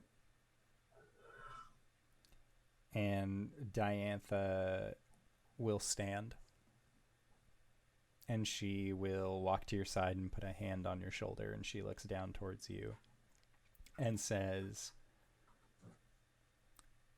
the Judges have not placed their hope in you. The Judges have placed the hope of the people in you. Our well-being, our way of life here on these isles is a heavy burden to bear. So let it start as a seed. Let that hope that others have, feel that. It's not just the Judges that are expecting this of you. It is the will of the people, of the Fae, that believe in you. They don't expect it. They don't know who is responsible for this change. They don't know who is going to guard them. But it will be you. Then I'll do it for them. And she pats your shoulder and says, if what you've told me is true, well, I need to see to it that my agents on the Summer Isle and Ruddick are able to clear everyone off who needs to. Who's able to. We'll make sure your mother gets out safe. Thank you. The last few moments of this interaction have turned kind of prickly, and she just takes a deep breath and just tries to let it put on the professional face again. Would there be any way for Cori to know for sure, in like a magical sense, that she has fully understood spring? Make an Arcana check? Because, you know, intelligence is a super good skill that Cori has. Oh, it is. Super good. That's a 9. You're not sure. All right. and Caelum, you hear the sound of doors shuttering coming from the main house, and Arjhan, you watch as Diantha just sort of like gives you a little bit of a salute as she's on her way out. And then once she's in the courtyard, you see her pull out a small metallic container, open it. She pulls out a cigarette, lights it, and just walks off.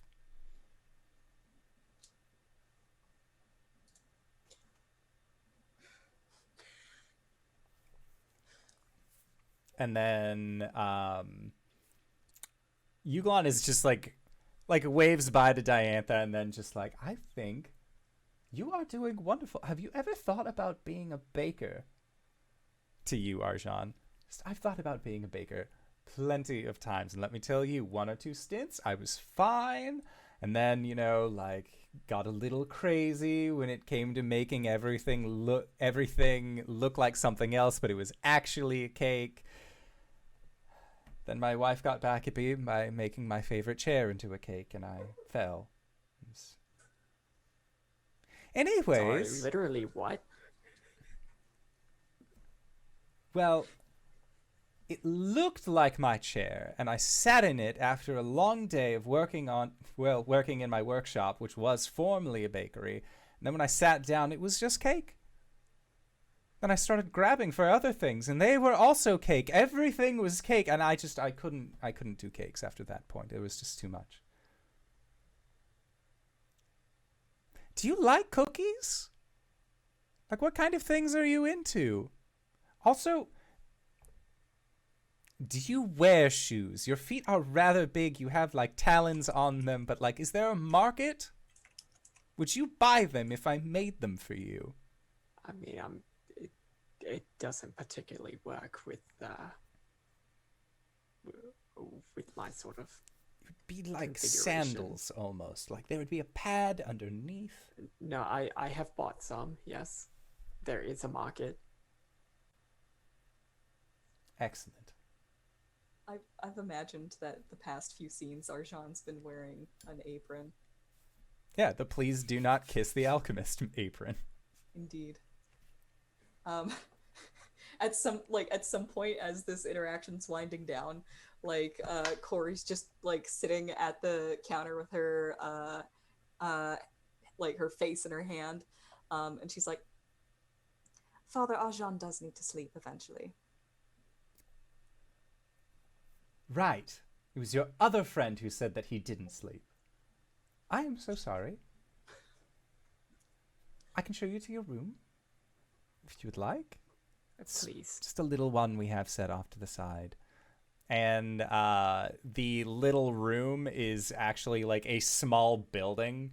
It's like a rather large studio-sized apartment with a full kitchenette, sleeping area. Like this is nicer than a lot of places that you've stayed. Yeah, Arjhan like goes to sit down on the bed and hangs off of it. Oh yeah. And then, so Caelum, you are still working on the items, and then Cori, as you are sitting in the kitchen, another cup of tea is set in front of you. And it is your dad who has a cup of coffee for himself as he is interested in going to help Caelum. So like he needs to be back on that third wind for the day. And he says he looks a lot like him, doesn't he? He does. I thought I was seeing a ghost the first time he appeared to me. Stranger things, I suppose. Do you think he's all right? Cypress. I mean,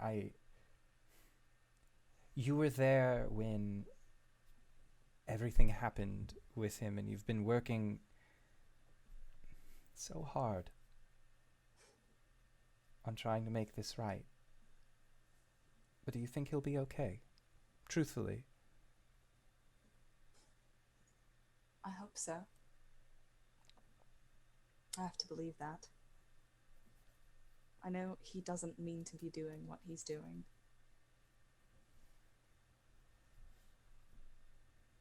And your father nods and says, I overheard what you told Diantha. He rolled a nat 20 on his perception check. Good for him. You died? More or less. Well, I'm hoping it's the less and not the more. I'm fine, Father. It was an important lesson. I see that.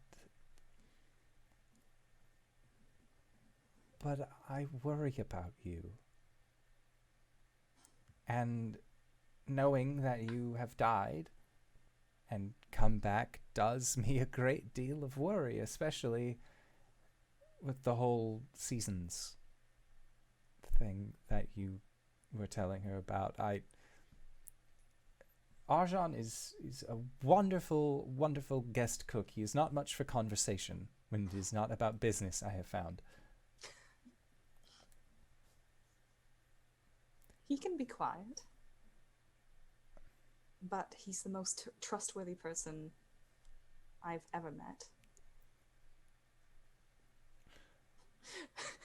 Well, I'm glad that you. Stop your laughing. I'm glad that you have found somebody that you can trust. And what about your other companions? Do you feel like they can trust them? Did I leave an untrustworthy person inside of my workshop? What are you talking about? No, of course not. No, of course There's not. the They're not sound of trustworthy. No, of course No, not. no, I did. Of course you didn't leave an untrustworthy person in there. Could I say there's the sound of a miniature explosion from the workshop? That happens. Bridget! We used the wrong rune, Bridget! Why do we even have that rune? Ah! Listen, he may look like Cypress, but he acts more akin to you. That's good. And what of your other friend? I am remiss. I did not get to see her. Yes. I do hope that resolves itself. Does it happen often? Once or twice. Father, being an adventurer is so complicated. I know. Gwen is actually quite remarkable. She comes from a halfling village, but she was raised by Goliaths. And What's a Goliath? And like she'll grab a piece of paper and like quickly sketch like a little stick figure halfling and then like a stick figure like Goliath to like show the size difference. She's all like amazing creatures. They live up in the mountains, and like they have the most intriguing culture. And she'll like blab about Goliaths for a while. Anyway, regardless, Gwen became their chieftain, and I've watched her grow so much. She's probably the most responsible among all of us, which I wouldn't say the first time that I met her. Well, being a chieftain, I assume, has its fair share of responsibilities. But so does this adventuring thing. Now I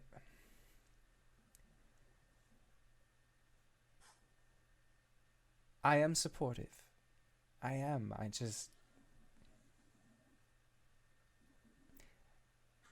It pains me to know that people are hurting you, whether it is monsters or whether it is loved ones. And he's just sort of pauses there, and I just miss my little girl. She's going to reach out with the mechanical arm that he made for her and just kind of put her hand over his. And she's like, "You have already done so much for me." And you see that he goes from pink for like he is pink, but then like he shifts to blue for a little bit, and then like clenches his hand that is not being held by yours very tightly, and you can see him just well, like I said, your mother and I did a good job at making sure that you were ready for this, that everything was right the way that it was supposed to be. You just grow up very fast. If it was any other situation, you would still be at the academy with your friends, and we would get to see you on breaks. And now Arjhan has told me that there's another apocalypse that you are also trying to divert on the material plane, and that's just a lot, and I'm sorry I can't. I'm sorry I cannot. She'll put her other hand on his shoulder. We're going to deal with it one thing at a time. One step at a time, one foot right in front of the other. Exactly. That's my girl. She'll hug him again. He will accept this hug and then says, now, you know where your old room is. You're more than welcome to it. If you are having difficulty sleeping, this is your house. Of course. I think I'm going to go spend some time in the garden. But yes, I'll be back in my room if anybody needs me. And he nods and gives you another hug, but this one is definitely. This is definitely the like I have not seen my child in so long hug. And then he'll pull back and you see like he is a little verklempt about just seeing you as you are, and he shoots you a quick smile, dabs at the side of his eye as he's walking out to go and help Caelum and Bridget out, making these fun devices for you all. So what is the plan with Gwen's missing apparati? I thought last episode Caelum asked to have all of them so he right. can enchant them. Good.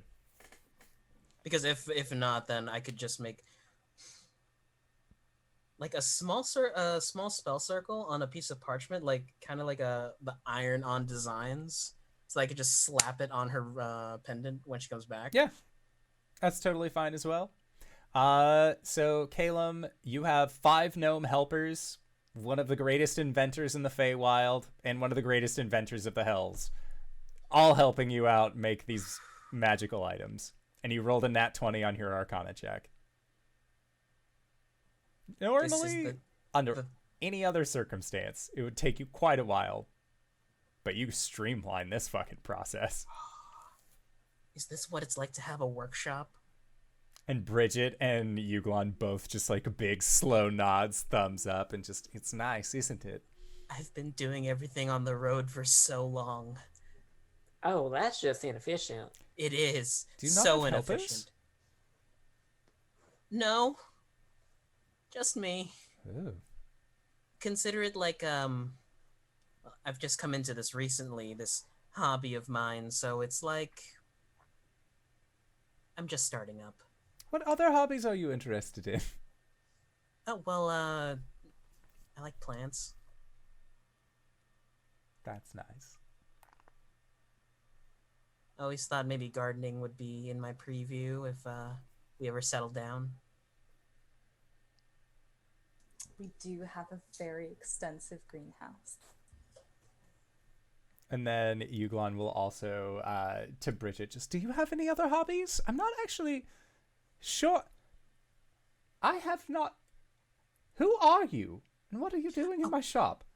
This is Bridget. She's from Arjhan's company. Hi, I'm Bridget. Oh, pleasure, Bridget. My name is Uglon. You may call me Ug if you so desire. Oh, well, ain't this just a pleasure? Yeah, I work for Arjhan. I'm just here helping this guy out for a little bit. Ooh, I'm sorry to assume it's she, correct? Or do you prefer? Yeah, I use she, her. Okay. Now, Bridget, Mm-hmm. I have a very, it might come off a strange question, Shoes. but it's a simple answer. If someone were to make shoes for someone such as yourself, would there be a market for it?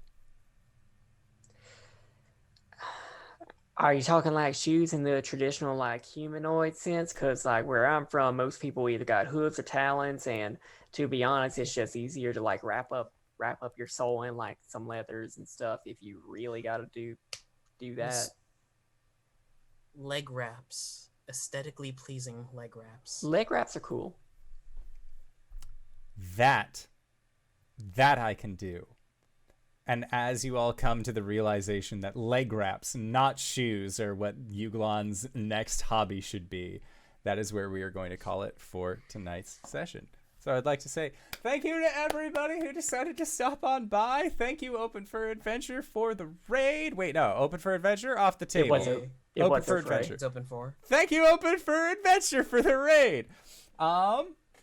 I had a absolute blast playing tonight's game. I will be excited for when Gwen also returns, because we are going to have a little bit of a recap as to what's going on in Gwentown next week when LB can join us again. And if my beliefs are correct, we will also be having a guest next week. Who could it possibly be but our shittiest wizard, Damien? So hope you guys are ready for some more wizard antics next week. But that is it for my spiel. Hey, RJ, where can we find you? What do you do? Hey everybody, I'm RJ on the interwebs. You can catch me at RJustice282 on Twitter and Twitch, where I tweet about the nerdy things in my life and stream some games with my friends. You can catch me here on Sundays and Mondays. This week is kind of busy because Saturday we start a new game over at G Game Nights. It's called G Game Nights Star Power, using the system Overarms. It's a JoJo and Persona inspired game. So you will see stands and personas, but they're called animas, and everyone is all cute pop idol girls, except for my character, who is basically, think of Batman, but aim lower. Green Arrow. Lower. No, it's Bruce Banner in Thor Ragnarok. Oh, okay. I'm There you here go. for it. And on Sunday, you can catch me over at the Hype Goblins channel in the morning, where I play Titus Valentine. He's a human ranger, warlock. It's a good time. TheNakeiner.com. Hoi, I am Cyber. Of Cyber 1, Jabron TV, and let's talk about it. Let's talk about it. Let's talk about just got a restructure, I guess. So it's got Twitter, it's got a news podcast link. It is now also available on Spotify, Breaker, a whole bunch of other places. And it has its own YouTube channel now that is not youtube.com/cyberwolf101. I don't have it here. Yeah, check that out.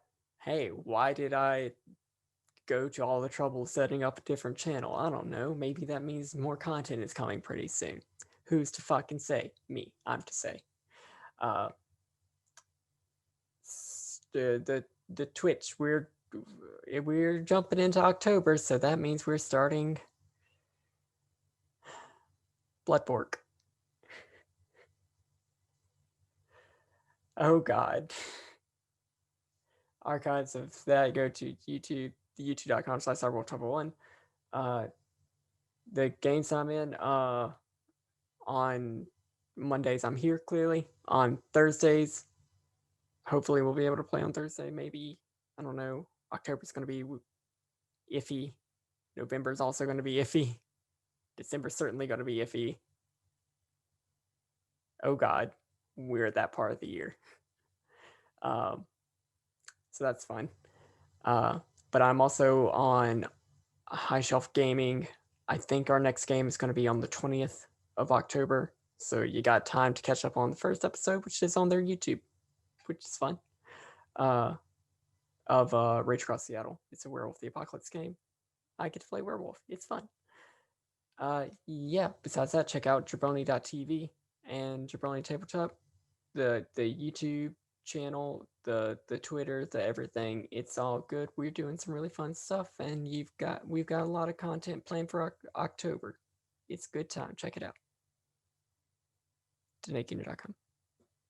And speaking of DanaeKeener.com, hi everybody, I'm Danae Keener. You can find me at DanaeKeener.com. I do nerdy drawings mostly related to D&D and a lot of things on this channel.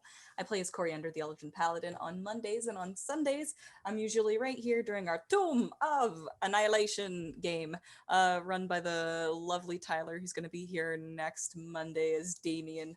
And during that game, I play as Baz the Drow Rogue Fighter. I am also going to be in that G Game Nights game for Overarmed Star Power. I'm going to be playing as Vivian Coyle. She's got a thing, and it's bees. DanaeKeener.com. And if you've made it this far, you probably already know who I am. But if you don't, hey, Acorns, what's up? It's me, your buddy, your pal, your friend. You're totally not 3 kobolds in a trench coat, the Indoor Adventurer, the showrunner here at twitch.tv/Indoor Adventures. We do shows like this on Monday and Thursday at 5:30 p.m. Pacific Standard Time, as well as on Sundays at 7 o'clock p.m. Pacific Standard Time. If this is your first time joining us, you can go to youtube.com/Indoor Adventures to check up on all of the VODs of each of the games that we have played up until this point. Or you can go to anywhere audiocasts are made available for free. You can find us there under the same moniker. But for now, we are going to be going into our Patreon-supported after show called Nights in the Courtyard, where we answer questions not only from the community, but also from each other. So if you have any questions for myself or any of these other fine folk, consider dropping us a line in either the Twitch chat to the side or join us on Discord, and you can join us there as well. But with that in mind, we are going to be heading out. So I would like to say once again, thank you to everybody who decided to stop by. Thank you to these players for putting up with my bullshit once again this week. And we'll see all of you guys next time. All right, everybody. Bye-bye.